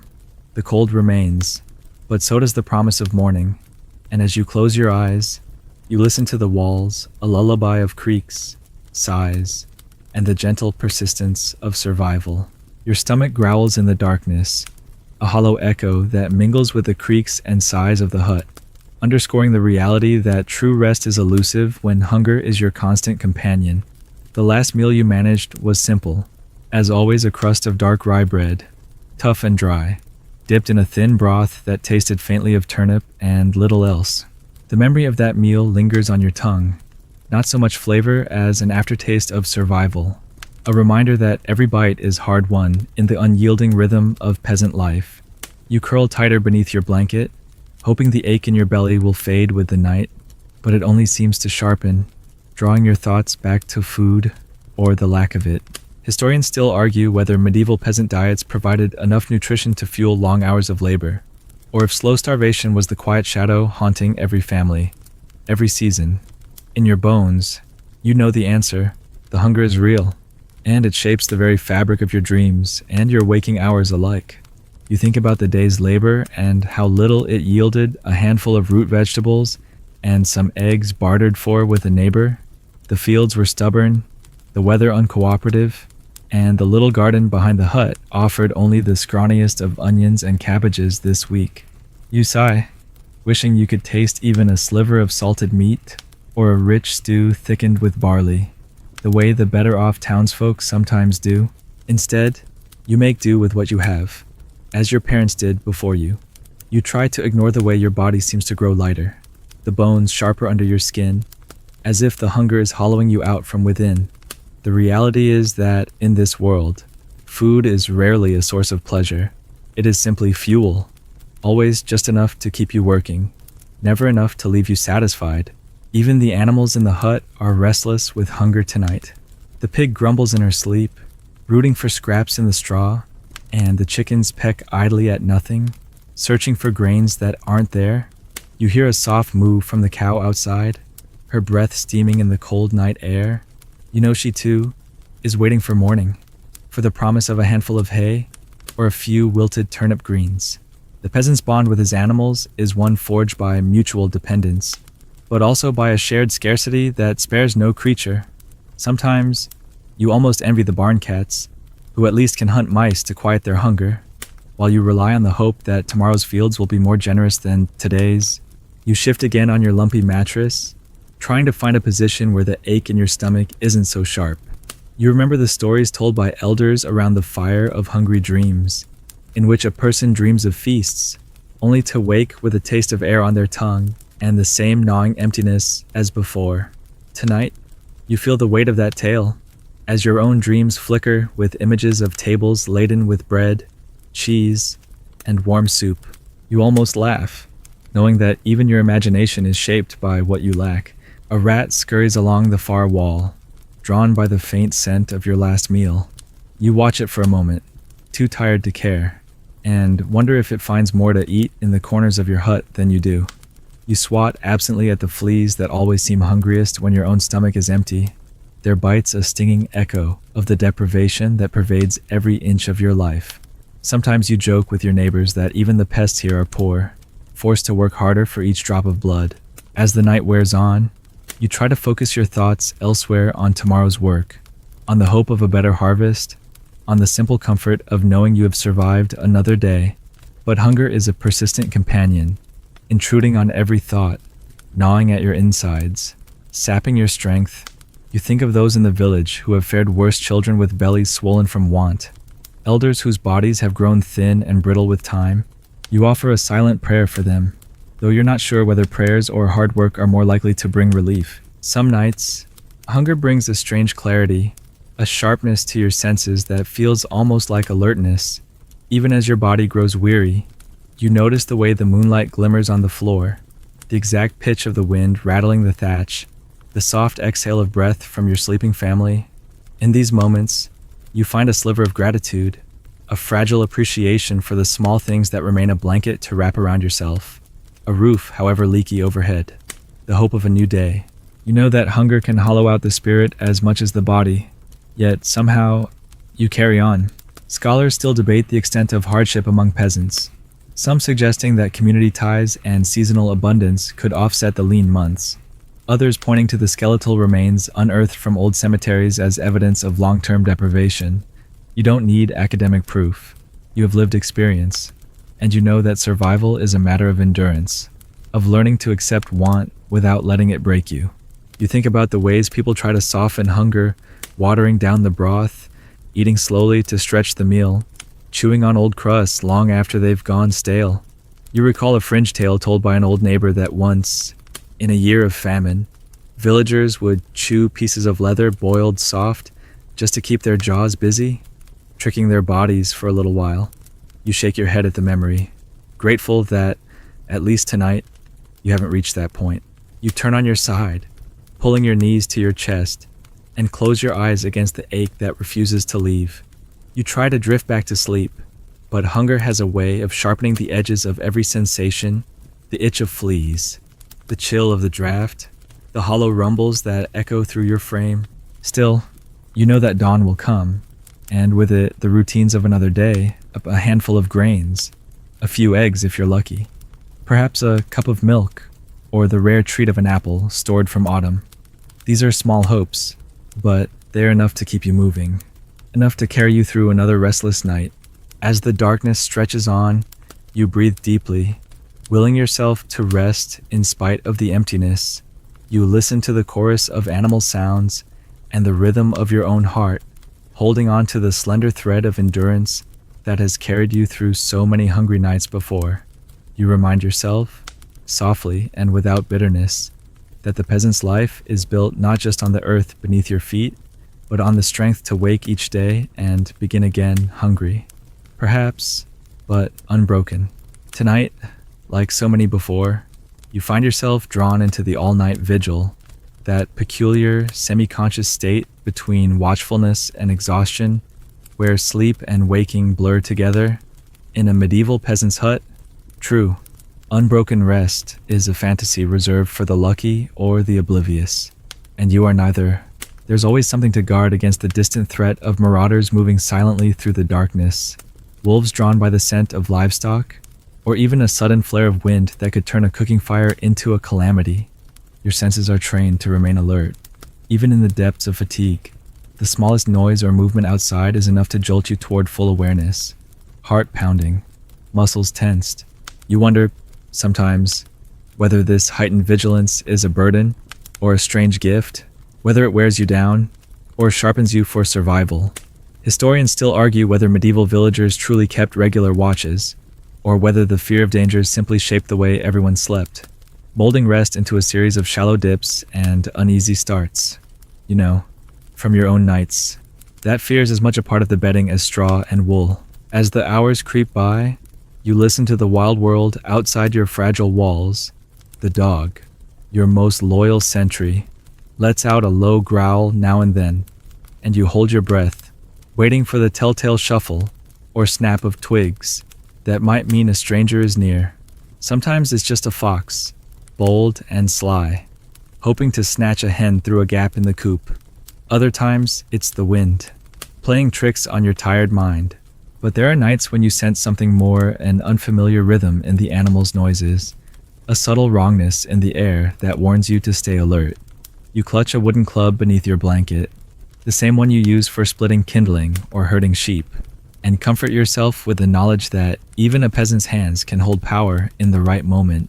The fear of thieves is never far from your mind. You've heard stories of bands moving from village to village, snatching livestock, ransacking storerooms, sometimes even setting huts ablaze. You know the rumors, whispered over cold meals and traded at the edge of fields, stories of neighbors waking to find their world pillaged, or never waking at all. You cannot afford to let your guard down completely, not when so much of your life is built on the edge of survival. Each creak of the walls, each sudden gust or snap of a twig, calls forth a familiar pulse of adrenaline. You lie there, every muscle ready, your mind rehearsing what you'll do if the worst should come. Yet, as the night stretches, the vigilance grows weary. Your eyes slip closed for moments at a time, only to snap open at the faintest disturbance. The fire's glow has faded to mere embers, casting long shadows up the walls and across the faces of your sleeping family. You watch them in the flickering half-light, your partner curled into a tight ball for warmth, children huddled together, breathing slow and even, the rise and fall of their chests a quiet reassurance. You envy their sleep, so deep and complete, and you vow to protect it even if it means you surrender your own. The presence of wolves is another threat, one you respect even as you resent their existence. Some nights, you hear them howling in the distance, their voices carrying over field and forest. It's a sound that chills you, but also stirs a strange kinship, another creature forced to hunt for its survival. Another set of eyes watching the night with hungry intent. There are stories, passed down for generations, of wolves slipping past fences and into the very heart of the village, a missing lamb, a set of prints in the mud, the uneasy sense of something moving just beyond the firelight. These are not just tales for frightening children, but real dangers that keep you half awake, one hand resting always on the club, the other pulling the blanket close.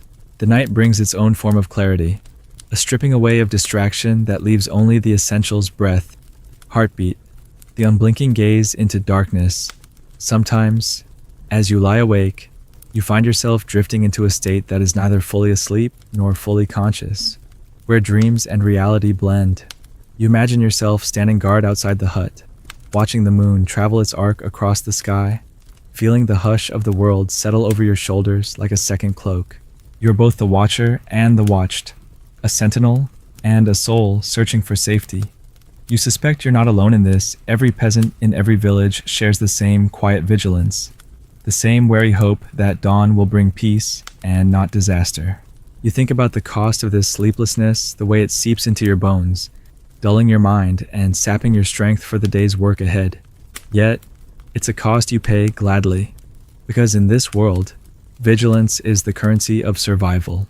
You have learned to cherish the quiet intervals when nothing stirs, to snatch fragments of rest when the animals are still and the wind falls silent. Sometimes, your body adapts, learning to find restoration even in a shallow doze, teaching you the art of waking at the slightest change in the hut's rhythms. Occasionally, your thoughts wander to brighter topics, memories of festival nights, when bonfires pushed the darkness back and laughter chased fear from every corner. You remember sitting beside the fire, telling stories and feeling safe in the company of friends and neighbors. The shared warmth and noise, a bulwark against whatever might be lurking in the woods. Those nights feel distant now, but the memory keeps you company, a reminder that not every night is spent in fear. Scholars still debate whether this hyper-vigilant way of sleeping left peasants stronger or wore them down over time. But you suspect the answer is both. You are hardened. Yes, wary, resourceful, quick to react, but you are also worn thin. Your nerves stretched taut as wire, your dreams restless and broken. Yet, as you watch the first pale hints of dawn creep across the sky, you're grateful for the chance to keep watch, for the chance to see another day break over the horizon. When at last the darkness begins to lift, you let out a breath you didn't realize you were holding. You allow yourself a few moments of real sleep, knowing the day's labor will soon call you back to your feet. The all-night vigil has ended, for now, and you welcome the soft, cold light that seeps through the cracks of your imperfect home, signaling the end of another night survived and the start of another battle for rest and peace. Sleep in a medieval peasant's hut is not so much a refuge as a place where the burdens of work seep into your bones and follow you into the world of dreams, refusing to loosen their grip even as your eyelids grow heavy. When you do finally drift off, it's as if your mind carries a ledger of the day's exhaustion, each ache and worry etched in memory, waiting to resurface the moment your guard is down. Your sleep is anything but peaceful. Instead, it is haunted by the endless repetition of chores and the anxieties of scarcity, safety, and survival. In your dreams, you find yourself once again bent over in the fields, back aching as you pull weeds and gather stones, the relentless sun beating down even though the real night air is cold. You dream of lifting heavy buckets from the well, the rope burning your palms, or of chasing after wayward animals through mud and bramble, your legs tangled in imaginary undergrowth. You can almost hear the clink of your hoe striking stubborn earth, the droning hum of insects in your ears. The chores never end, even here. Historians still argue whether these dreams of labor were a psychological effect of chronic fatigue or a deeper expression of life's inescapable demands. But as you wake, heart pounding and hands clenched, you know all too well how real the burden feels. Sometimes, you are visited by the spectral presence of failure, a forgotten task, an unplanted row, a dropped egg, or a sheep left untied. In the world of dreams, these small errors grow into looming catastrophes, triggering waves of guilt and panic that jolt you awake in the darkness, sweat cooling on your skin despite the chill in the air. You lie there, blinking up at the flickering shadows on the smoky thatch, heart thumping, and try to reassure yourself that it was only a dream, that nothing is lost yet, but the anxiety lingers, settling in your gut, whispering that no matter how hard you try, it will never be quite enough. You shift beneath the blanket, tugging the rough wool closer, and listen for the steady breathing of your family, the soft snuffle of animals, searching for proof that all is still well. Other times, your mind replays moments of fleeting joy, the satisfaction of a well-weeded plot, the warmth of bread shared by candlelight, the laughter of children chasing one another around the hut on a rare afternoon free from rain. These happy visions are tinged with bittersweetness, as if even your subconscious knows that joy is as fleeting as a sunbeam through a broken window. Sometimes, you wake from such dreams with a sense of loss so sharp it feels almost physical. Morning comforts you barely tasted in waking life. You tell yourself you will remember them, that the memory of laughter and lightness will help carry you through the gray mornings. But they fade quickly, washed away by the day's demands. It's not just work and worry that populate your nights. The hut's atmosphere seems to shape your dreams. Too, the damp that soaks your bones leaking into imagined landscapes. The flicker of firelight conjuring ghosts in the corners of your mind. You dream of storms battering the walls, of leaks that turn to floods, of animals crowding closer and closer until you can hardly breathe. You dream of wandering lost in a forest, always searching for the faint glow of your own hearth, or of being chased by faceless strangers through the fields at dusk. Some nights, you awake tangled in your blanket, unsure whether the world you left behind was more or less real than the one you returned to. You sometimes wonder if there is something universal in these burdens, if every peasant across the centuries lay awake at night, plagued by the same anxieties, haunted by the same dreams. You remember a tale told by an old neighbor of a wise woman who claimed that the land itself plants worries in the heads of those who till it, so that nothing ever truly leaves you, not even for the brief space of a night's rest. You suspect there's truth to it, that your spirit is shaped by the soil, by the cycle of labor and want, hope and fear. Even in your rare moments of deep sleep, you are never far from waking, never so lost in dreams that you don't hear the rooster crow or the pig grunt beside you. Your mind remains tethered to the world around you, half alert for danger or a child's cry or the start of a new storm. Some part of you is always counting measuring hours of rest, tallying tasks yet to come, calculating whether there will be enough food, enough firewood, enough strength to see another day through. Even your dreams are laced with mathematics, with lists and inventories, as if the ledger of survival must be balanced in every realm. Occasionally, the night brings visions you can't explain, fleeting images of distant lands, strange faces, or odd fragments of conversation in languages you do not know. You wonder if these are messages, omens, or simply the mind's way of wandering when given half a chance. You sometimes recall a line from a traveling priest who visited the village years ago in sleep. The soul remembers what the waking mind forgets. Whether or not you believe it, you carry these visions with you, turning them over in your head as you go about your morning chores, searching for meaning or comfort. Scholars and storytellers alike debate the power of dreams in a world so harsh and unyielding, whether they serve as a means of escape, a rehearsal for tomorrow's challenges, or a way for the spirit to persist in spite of hardship. You think perhaps it is all of these things. The night may never offer pure peace, but in the shifting landscapes of your mind, you find just enough hope, just enough relief, to rise again when morning comes. You know you will shoulder your burdens anew, as always, but at least you have wandered for a while in a world shaped not just by toil, but by memory, imagination, and longing. And so you drift restless, burdened, and yet, somehow, still dreaming, still clinging to that fragile thread of possibility that weaves through even the most relentless nights in a medieval peasant's hut. There are nights, despite all the hardship, when you reach for small comfort rituals, the little gestures and routines that turn your rough hut into a place just barely fit for sleep. As the wind prowls outside and the cold settles deeper into the floor, you find yourself performing the same motions passed down through generations. Bits of practical folk wisdom woven with a dash of hope and superstition. You brush the last traces of ash from the hearth into a circle around your sleeping spot, a trick said to ward off evil spirits, or at least discourage the more adventurous vermin. Sometimes you scatter fresh straw atop your mattress, hoping to mask the worst of the damp and add a hint of softness, though the effect fades quickly. You might tuck a sprig of dried sage or lavender under your blanket, the faint aroma mingling with the more dominant sense of smoke and animal, creating a fleeting sense of order and care. Tonight, the ritual feels almost sacred as you move through it. Your hands work slowly, reverently, as you lay the straw in careful layers and arrange the handful of cracked pottery shards by the door, a charm, some say, against the creeping chill or the jealousy of wandering spirits. You recall a story told by a neighbor that hanging a piece of rowan wood from the rafters would protect your dreams from turning sour, and though you've never quite believed in such magic, you leave a stick up anyway.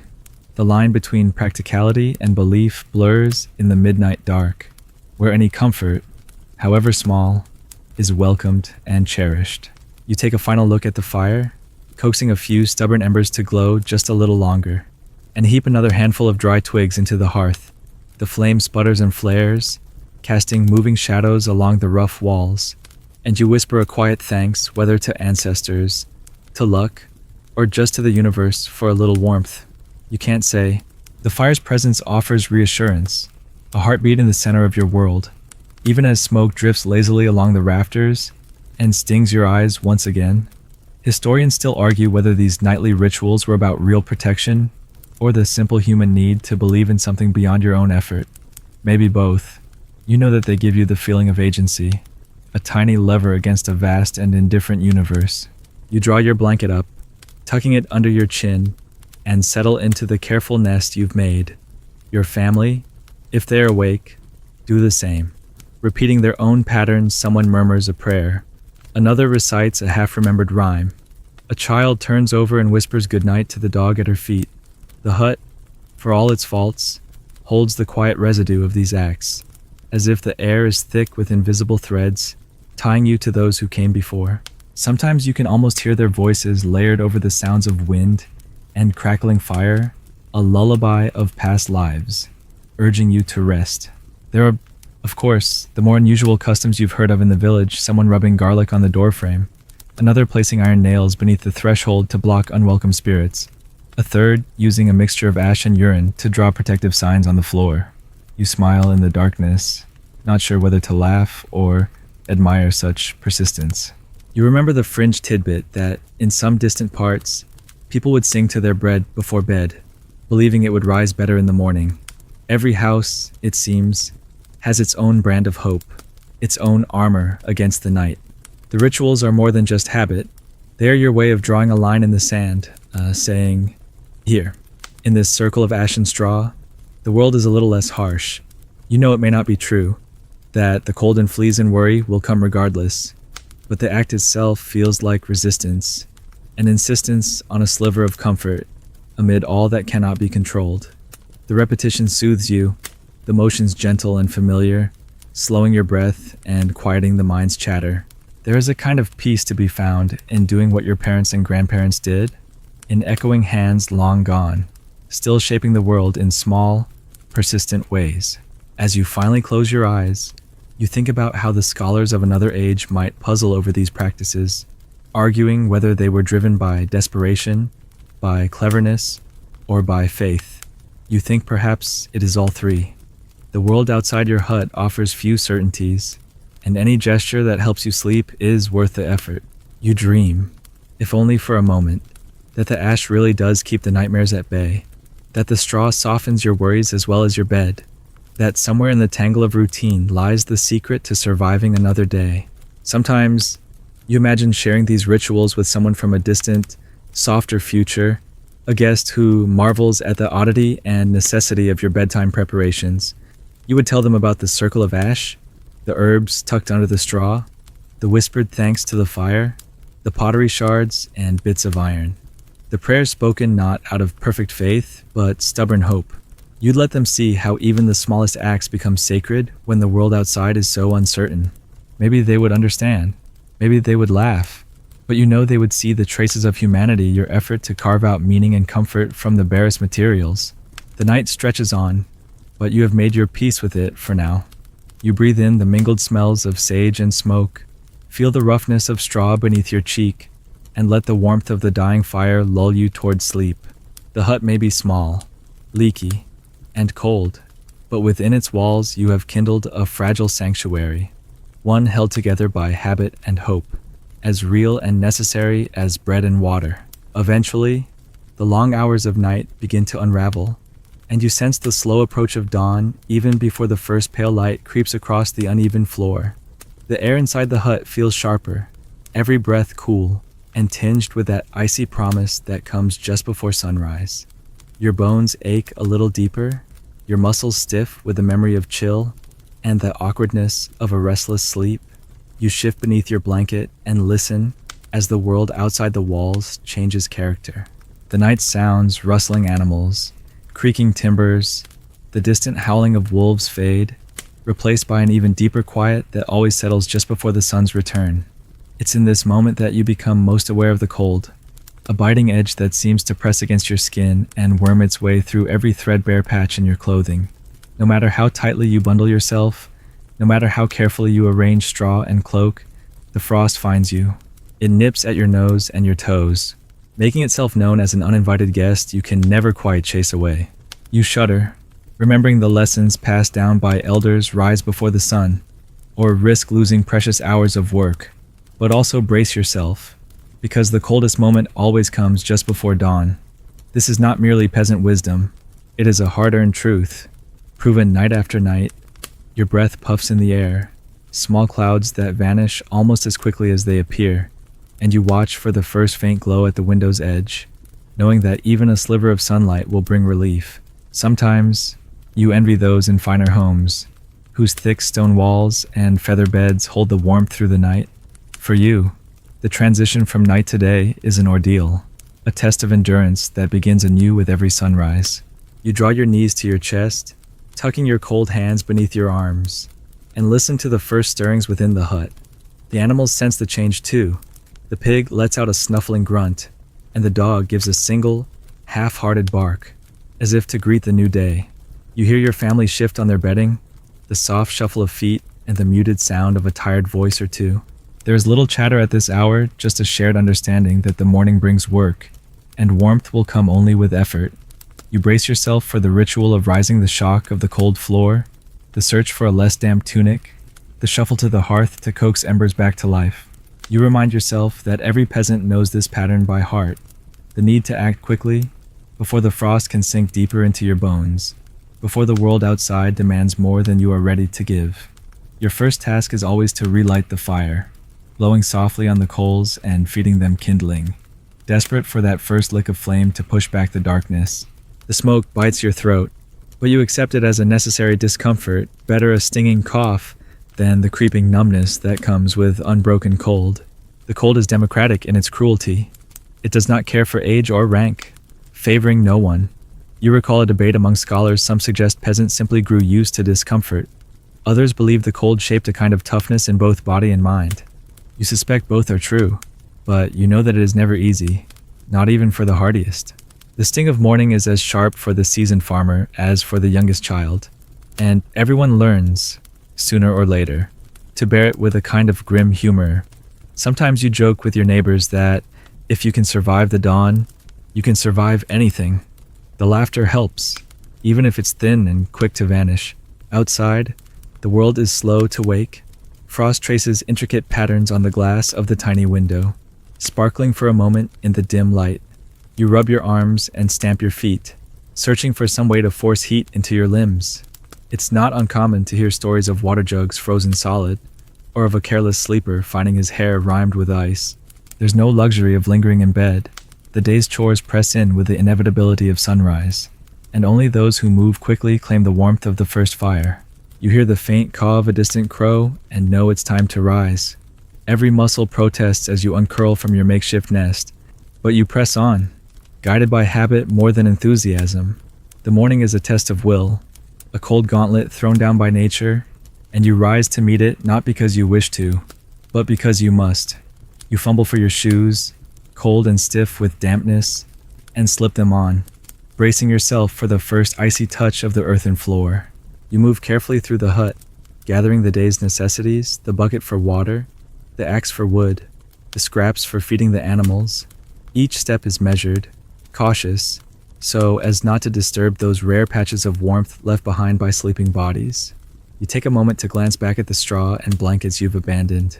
marveling at how they seem to beckon you to return, to surrender just a few more minutes to the illusion of rest. But the day waits for no one, and already the pale light of dawn is creeping steadily across the horizon.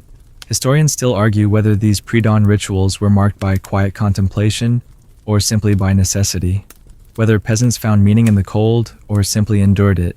You know that, in truth, it is a little of both. There's a peculiar beauty in the harshness, the way your breath becomes visible, the way the frost glimmers just before it melts. The knowledge that each dawn survived is a victory, however small. As you step outside into the bite of morning air, you feel the full weight of another night behind you. The world is silent for a moment, poised on the edge of day, and you allow yourself a single deep breath, filling your lungs with cold that is somehow cleaner, almost hopeful. The sun's first rays catch on the frost, turning your humble patch of ground into a field of diamonds. And for just a second, the hardship seems almost beautiful. The dawn may be bitter, but it is also a promise that warmth will return, that the labor of your hands will be rewarded with food and fire, that you have survived again and can claim, at least for now, the small triumph of another day begun. Soon enough, as you shuffle toward the revived fire and your joints begin to loosen, the first business of the day asserts itself in the ancient form of breakfast. For the medieval peasant, there is no lazy contemplation over a lavish spread, no fresh fruit glistening beside golden loaves, just the humble ritual of thick, steaming porridge, a bowl of dairy gruel that is both a comfort and a daily necessity. You scrape the bottom of the storage pot, coaxing out whatever coarse oats, barley, or millet remain, mixing them with a little milk skimmed from the cow if fortune smiled in the night, or water if it did not. As the mixture simmers over the fire, you stir slowly, the rhythmic motion warming your stiff hands and sending up a scent that is at once earthy and faintly sweet. The porridge bubbles and hisses, promising the dull satisfaction of fullness, if not the luxury of delight. You glance around at your family, their faces puffy with sleep, cheeks ruddy from the cold. Even the youngest children know this meal is precious. There's little talk as each waits for a turn, eyes tracking the wooden spoon as it circles through the pot. The bowl is passed from hand to hand, and you scoop up your portion, the rough grains sticking to the sides. You take a bite, feeling the gritty texture and the faint tang of yesterday's milk.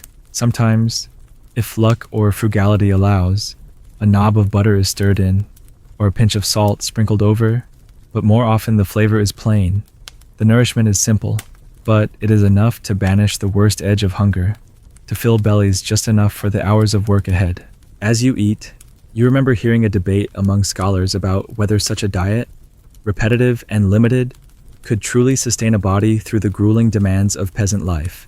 Some say the slow release of energy from coarse grains made for strong bones and tough sinews, while others point to the telltale signs of malnutrition found in the skeletons of those long-gone bent limbs, missing teeth, the stunted frames of those who never had quite enough.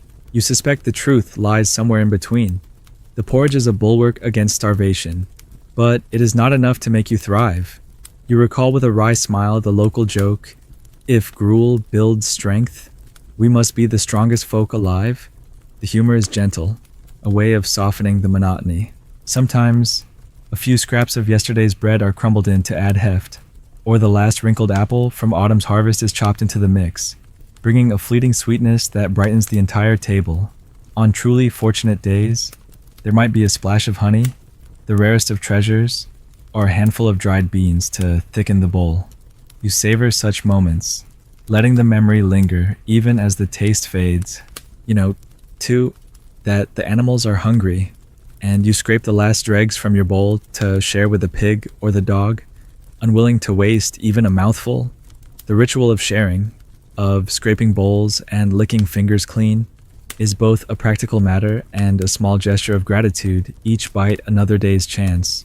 As the meal finishes, you set aside the wooden bowl and gather your cloak around you, feeling the porridge settle in your belly.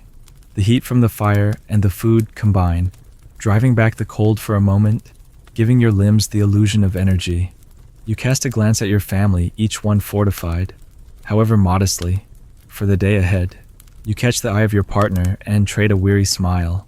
Words are few, but the understanding is deep. You all know what must be done. You remember, as you move to tidy up, the fringe tidbit told by an old midwife that a spoon left upright in the pot after breakfast brings bad luck, or that you must always stir porridge clockwise, never widdershins, lest you invite hunger spirits into the house. You laugh softly at the superstition, but your hand never quite moves counter to the old ways. Why tempt fate, when the line between enough and not enough is so thin? The sun is now truly rising, a soft golden light creeping across the muddy yard outside and turning the frost to dew. You step out for a breath of fresh air, porridge warming you from within, and feel the subtle shift in the world's energy. The animals stir with more purpose. The dog bounds across the threshold, tail wagging, and the chickens cluck hungrily in their coop. You grab the milking pail and head toward the shed, already planning the day's labors in your head, porridge sticking with you as you move, a slow-burning fuel. You reflect, as you begin your chores, that the humble breakfast you just shared is more than a meal. It is a ritual of survival, a link in a chain stretching back through generations. The taste of porridge, the scrape of the bowl, the first warmth of the day, these things ground you in the rhythm of peasant life, steady and relentless. Historians still argue whether this daily fare was a mark of deprivation or a testament to resourcefulness, but you know that it is both a meal that does not change, and so becomes the quiet heart of every morning, a promise that, however meager, life goes on. The steam from the emptied pot rises into the chilly air as you rinse it out, ready for the next meal, ready for another day's struggle. The dairy porridge has done its part, your hunger is muted, your spirit just a little steadier, your body a little warmer as you greet the rising sun. After breakfast, as you step outside and the door closes behind you with its usual stubborn creak, you're struck by the gentle, golden creep of sunlight that spills slowly across the village, pushing the gloom back inch by inch.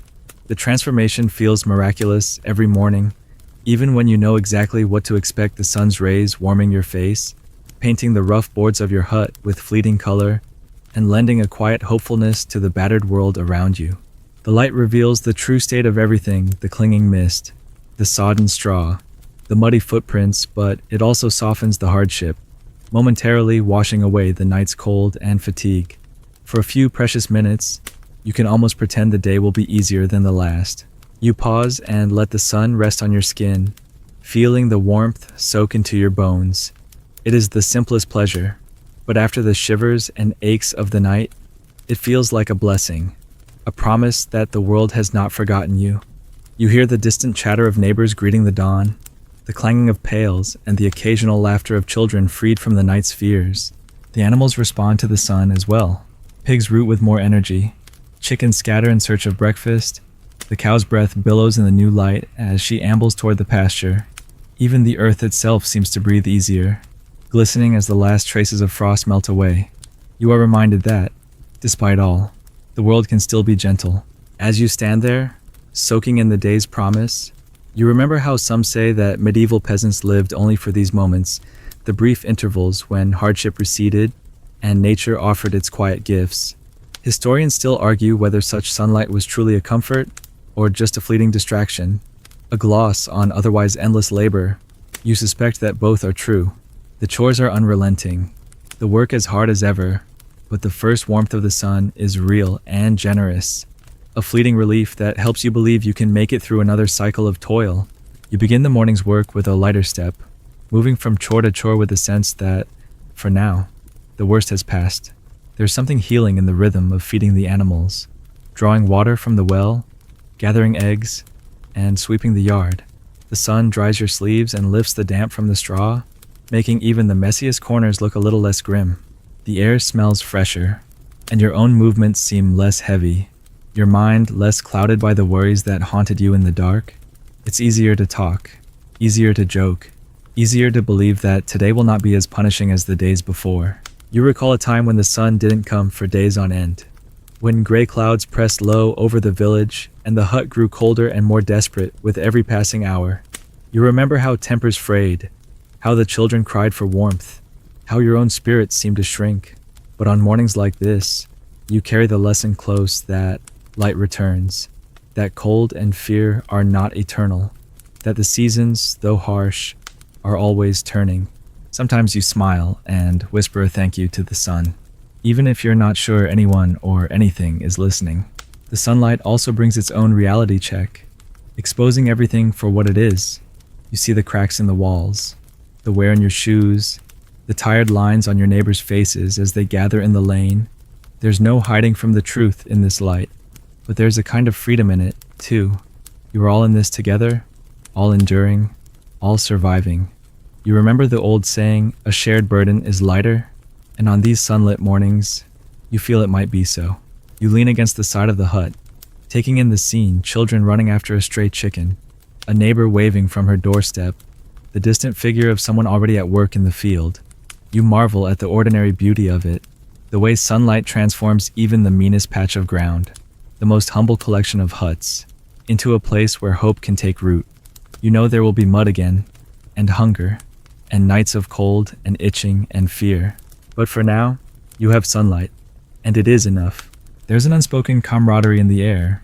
As you carry water or mend a fence, you nod at your neighbors, and the smallest of smiles pass between you. Even those who rarely speak find themselves greeting the day a little brighter, trading news or a spare egg, offering a hand with a stubborn gait or an unruly animal. The village seems bound together not just by struggle, but by this fragile, recurring sense of reprieve that morning brings. You realize that sunlight is not just a luxury. It is a force that shapes the rhythm of life, allowing you to keep going when the burdens grow too heavy. You remember a fringe story from a traveling storyteller who claimed that in some distant places, peasants would rise before dawn just to catch the first light, believing it would bring luck or chase away illness. You smile at the thought. Perhaps you would do the same. If you didn't already rise with necessity as your only alarm, still, you understand the impulse. There's something in the sun's return that makes you feel, if not powerful, then at least possible, as if the world is willing to let you try again. Historians still argue whether these little bursts of hope made much difference in the great sweep of medieval life. But, you know, deep down, that they do. The sun's warmth, the laughter of a child, the simple act of standing still in the morning light, these things do not feed or clothe you, but they sustain you in another way. They give you just enough strength to move forward, to face the mud and the toil and the long, dark nights that will inevitably come again. As the last of the chill recedes and the work of the day begins in earnest, you carry the memory of sunlight with you, a secret reservoir of hope, drawn upon each time the world grows cold again. You know you will need it, and you cherish it all the more for its brevity. In the rhythm of hardship, it is these moments of light that make survival possible, that remind you, gently, that there is more to life than enduring the night. With the sun now fully risen, you find yourself thinking not just of warmth and work, but of something deeper, an inner resilience that forms quietly and almost invisibly in people who live with nightly hardship. You recognize it in yourself, in your family, and in every neighbor you greet as the day's business unfolds. There's a certain look in your eyes, patient but unyielding, worn but never defeated, that grows sharper with every winter survived, every night endured in the biting cold of a medieval hut. This resilience isn't celebrated, isn't lauded with grand speeches or written down in the annals of history, but you know it exists. It's the reason you rise each morning, shoulders squared and hands already moving, determined to extract some small meaning or joy from the relentless march of necessity. Historians still argue whether such stoicism was truly a choice, a cultivated trait passed down through generations, or simply the only way a peasant could survive in a world that gave so little and demanded so much. You have come to believe it is both a hard-won inheritance and a daily act of will. You notice it in the way you approach the morning's work, with neither complaint nor false cheer. You know what needs doing: the wood to chop, the field to turn, the repairs to make, and you do it, not out of hope for reward, but because that's the way the world continues. Your hands are cracked and your back aches, but you find comfort in the rhythm of labor, in the steadiness of your own endurance. There's even a sort of pride in your ability to persist, to hold yourself together when so many things weather, pests, bad luck seem determined to pull you apart. Some might call it stubbornness, others wisdom. You think of it simply as the only way forward. As you move through your tasks, you see the same resilience mirrored in your family and neighbors. You see it in the mother who rises first to tend the hearth and the livestock, even after a night spent soothing a sick child, in the old man who sharpens his tools with steady hands, eyes bright despite the years, in the children who find games in the mud, their laughter ringing out even when food is scarce. You hear it in the way people talk, their words careful but laced with humor, in the way they trade stories and small kindnesses, shoring each other up when one grows weary. You realize that resilience here is communal, not just individual. It lives in the shared looks, the silent agreements, the willingness to help and be helped in turn. There are moments, too, when this quiet strength is tested. A sudden illness sweeps through the village, or a roof collapses after a heavy rain, or the harvest fails for reasons no one can name. In those times, you see the first flickers of despair, an unspoken question hanging in the air. How much more can we take? But even then, resilience finds a way to assert itself. Someone brings broth to a sick neighbor, or the village bands together to patch a ruined roof, or children are sent to gather wild greens when the grain stores run low. The response is not dramatic, but it is effective, a collective tightening of the belt, a silent promise to endure just a little longer. You remember an old saying, passed down from your grandmother, "The earth is patient, so must we be." It echoes in your mind as you kneel in the dirt, fingers cold and stiff, pressing seeds into the soil for the 100th time. You think about how the earth gives and takes without explanation, and how you have learned to meet its uncertainty with your own stubborn patience. Sometimes you envy those who can afford to fret and worry, to indulge in despair. For you and yours, survival is a practice, a habit, a thing done one small, determined act at a time. The scholars who study your world from afar often wonder if such resilience comes at the cost of something softer, a capacity for hope, or joy, or dreaming. You ponder this as you pause in your work, wiping sweat from your brow, watching the way the light glimmers on the morning dew. You think it is possible that constant endurance can make a person wary, slow to trust in good fortune, reluctant to plan for futures that may not come. But you also know there is still space for happiness, for laughter, for hope, even if it is guarded and modest. You have seen smiles over shared bread, heard songs rise after a long day, felt the warmth of a hand offered in help or gratitude. You may be tough, but you are not hardened beyond repair. Sometimes, at the end of a long morning, you catch yourself looking out across the fields, letting your mind drift for a moment beyond the cycle of tasks and worry. You imagine a year with a good harvest, or a winter with fewer illnesses, or a day when your back does not ache. The dreams are small, but they are yours, and you tend to them carefully, like fragile shoots in spring. You know they may not come to pass, but they give you strength all the same. Historians still debate whether the stoic endurance of medieval peasants was a virtue or simply a response to necessity. You have stopped wondering. For you, resilience is not a story to be told or a lesson to be taught. It is a living thing, as real as the calluses on your hands or the lines on your face. It is what allows you to face the next cold night, the next hard morning, the endless uncertainty of weather and fate. You know it will not protect you from all harm, but it is enough to see you through. It is, in its quiet way, a source of pride, a proof that, even in the face of hardship, you are not easily broken. And so, as you return to your work, the sunlight warming your back and the world waking up around you, you carry this resilience with you, a quiet, persistent flame that refuses to go out, no matter how many times the night tries to smother it. Sometimes, as you labor through another cycle of chores or stand rubbing your sore shoulders in the doorway at midday, you catch yourself daydreaming of a bed piled with feather mattresses, thick blankets, and clean linen comforts you've only heard about in passing, or glimpsed in the wealthier homes on the rare occasion you venture into town. The idea feels almost comical in its extravagance to lie back on soft, springy padding, to pull a blanket over yourself and know it will be free of fleas, to drift off without worrying about cold drafts, leaky thatch, or biting pests. You imagine the quiet luxury of such sleep, the way your body might relax fully for the first time in memory, the way your mind might release its nightly grip on survival. It's a fantasy that flickers in and out of reach, at once alluring and faintly absurd, a comfort so removed from your lived reality that it feels more like a tale for children than something meant for you. Still, on particularly rough mornings, You let yourself indulge, if only for a heartbeat, in the impossible dream. Sometimes, you share a laugh about this with your neighbors, poking fun at the idea that any of you would survive a single night in the lap of luxury. Give me a feather mattress and I'd sink in. Never to be seen again, one friend jokes as you pass a communal loaf of bread. Or, I'd miss the rooster's alarm and sleep till noon. You know, deep down, that such ease might bring new troubles, lost time, laziness, the faint shame of not earning rest through effort. Yet the humor is always tinged with a bit of longing, a what if that stirs quietly beneath the surface.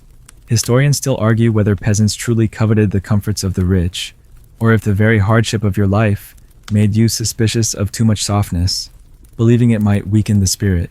You suspect it's both envy and skepticism bound together, as intertwined as the rushes in your mattress.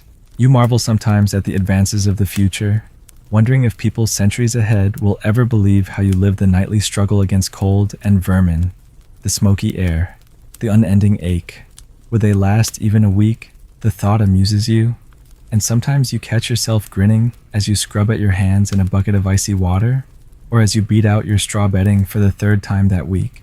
You imagine visitors from a distant age, marveling at your endurance, shaking their heads at your stubborn pride, fumbling with their soft hands in your world of thorns and mud. You probably wouldn't last a night here. You'd say to them, not unkindly, you'd miss your pillows and hot baths, and you'd run screaming the first time a rat joined you under the blanket. The image brings a kind of satisfaction, if not a comfort of the body, then a comfort of the spirit, a reminder that survival here is a skill, a badge of honor, not a punishment.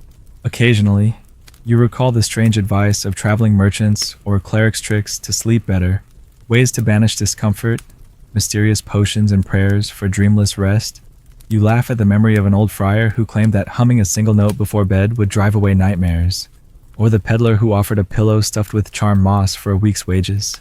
Such promises seem a world away from your reality, but the curiosity lingers. Maybe, you think, there's always a market for hope, even if it's sold by the ounce and wrapped in empty promises. There are moments when the contrast between your nights and the imagined nights of others feels sharpest, when a storm rattles the hut, and you are forced to catch drips in a bucket while shivering under a threadbare blanket, or when the bites on your skin keep you scratching long past midnight. You remember the stories told by some of the older villagers, that in their youth, beds were nothing but bare boards and hay. That softness makes you weak. You can't help but think there is some wisdom in the acceptance of hardship, though you suspect the rich never turn down comfort when offered. In your own way, you are proud of your toughness, proud of the scars and the patience, and the simple grit that lets you rise each day and work until nightfall. Yet, there's a small, persistent part of you that dreams dreams of ease, of rest without price, of nights that bring true restoration. You wonder what it would be like to lie down and simply let go, not forced to brace yourself against discomfort, not waking every hour to tend a fire or shoo away pests or settle a frightened animal. You wonder if you would even know how to sleep without worry, if your body would allow itself to surrender after a lifetime of vigilance. Perhaps that is the greatest luxury of all, not the softness of a mattress or the weight of blankets, but the peace that comes from safety and abundance. You smile as you remember the joke among villagers that if you ever found yourself in a rich man's bed, you'd be awake all night just from the unfamiliar comfort, too suspicious of what you'd done to deserve it. Give me my straw and my noise, you tease, and let the lords keep their feathers.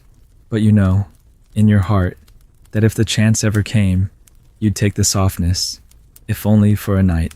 Historians still debate whether the hardships of peasant life produced envy or merely shaped a different set of values, one where rest is not expected to be easy, and comfort is always temporary, always earned.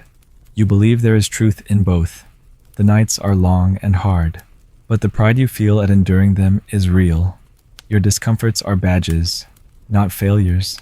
And should someone from the future ever ask what it was like, you'd invite them to spend a night in your hut, to listen to the wind, to feel the cold, to share the laughter and the longing for something softer, knowing that it is these very hardships that shape who you are. As the day carries on and you return to your work, You let the dream of a perfect bed slip quietly away, replaced by the familiar ache in your back and the satisfaction of another night survived. You wouldn't trade your strength not for feathers, not for linen, not for all the softness in the world. The day unfolds, and soon you are drawn fully back into the endless rhythm of labor, the physical work slowly washing away the residue of the night's discomforts. As you haul water, chop wood, and mend fences, you feel the aches in your joints loosen, your body remembering its purpose. The sun arcs higher, warming your back as you work, and you marvel at the stubborn resilience that has carried you through yet another night in the hut. But as the day stretches on, you know another dusk is always waiting, another cycle of cold, damp, and noisy darkness that you will have to face again. The hut looms in your mind not as a true sanctuary, but as a nightly challenge, a place that tests your endurance even in the supposed safety of sleep. Still, you press forward, knowing that you are not alone in this pattern. Every neighbor, every friend, every soul in the village follows the same unwritten script, all of you bound together by the shared necessity of surviving what others would call hardship. Your mind wanders, sometimes, to the fleeting comfort you find in daylight, the little jokes traded at the well, the soft camaraderie of shared labor, the rare but delicious taste of something sweet or filling. These moments of connection do not erase the memory of rough nights, but they soften the edges, lending you a kind of fortitude that is not just physical, but communal. You know the night will come again with its endless inconveniences, the biting cold, the smoky haze, the scratching pests, and the ceaseless noise of animals and weather. But for now, with hands in the earth and sun on your neck, you find a sense of equilibrium. It isn't joy in the way poets would describe it, nor is it resignation. It is a pragmatic peace, a steady acceptance that this is your world, and you are part of it. There are times, as you work, when you find yourself oddly grateful for the very hardships that shape your days and nights. You understand, perhaps better than anyone who has never felt the sting of straw through thin linen or the bite of a winter wind under a leaky thatch, that comfort is always relative. When you rest at midday, leaning against the wall of your hut with a crust of bread and a cup of weak ale, you close your eyes and savor what small pleasures you can.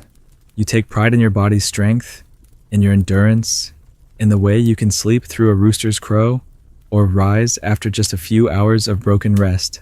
Sometimes you laugh quietly, remembering the line you tell your neighbors, "Sleep here is a skill, some nights it feels like a superpower." Historians still argue whether medieval peasants found contentment in their simple lives, or whether it was only endurance.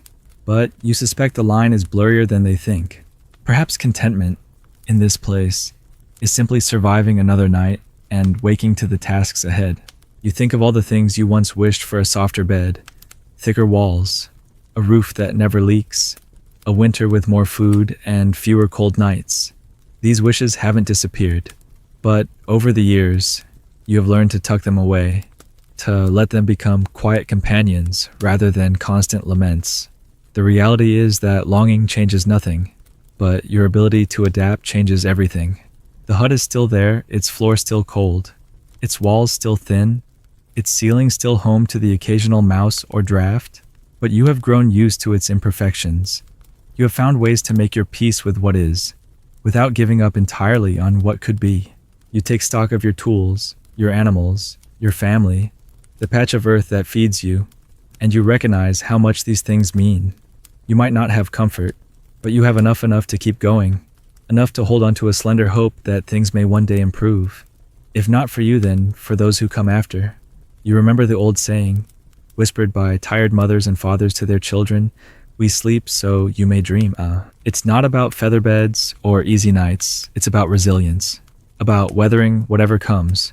As dusk draws near, the air cools and the golden light slants across the yard, your thoughts inevitably circle back to the hut and the coming night. You gather firewood, sweep the floor, and set out food for the animals, moving with a steady, practiced efficiency. The rituals are second nature, little shields against what you know is coming. You accept the hut's challenges because there's no other way, and because, in some stubborn, unspoken way, you are proud to do so.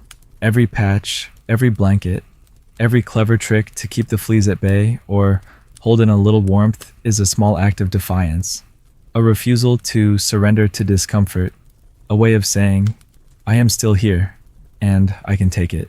Night falls again, as it always does, and you brace yourself for the familiar trials, the chills seeping through the walls, the scratch of straw and the smoke in your eyes, the shuffle of animals, the chorus of distant dogs and roosters.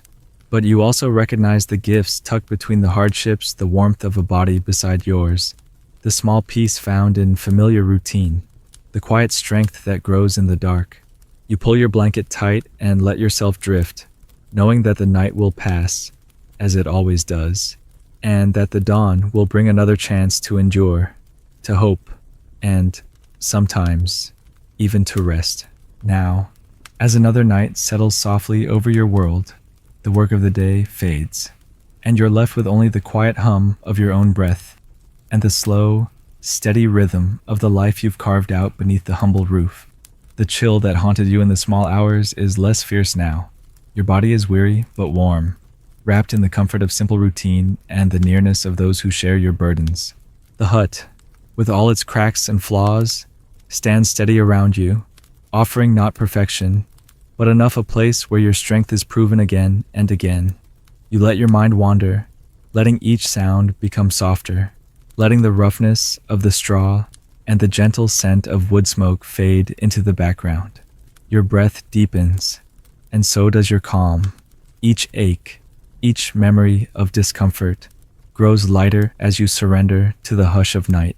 You know that outside, the wind may rise or the frost may gather, but here, inside these walls, there is safety in the sameness, a peace in repetition.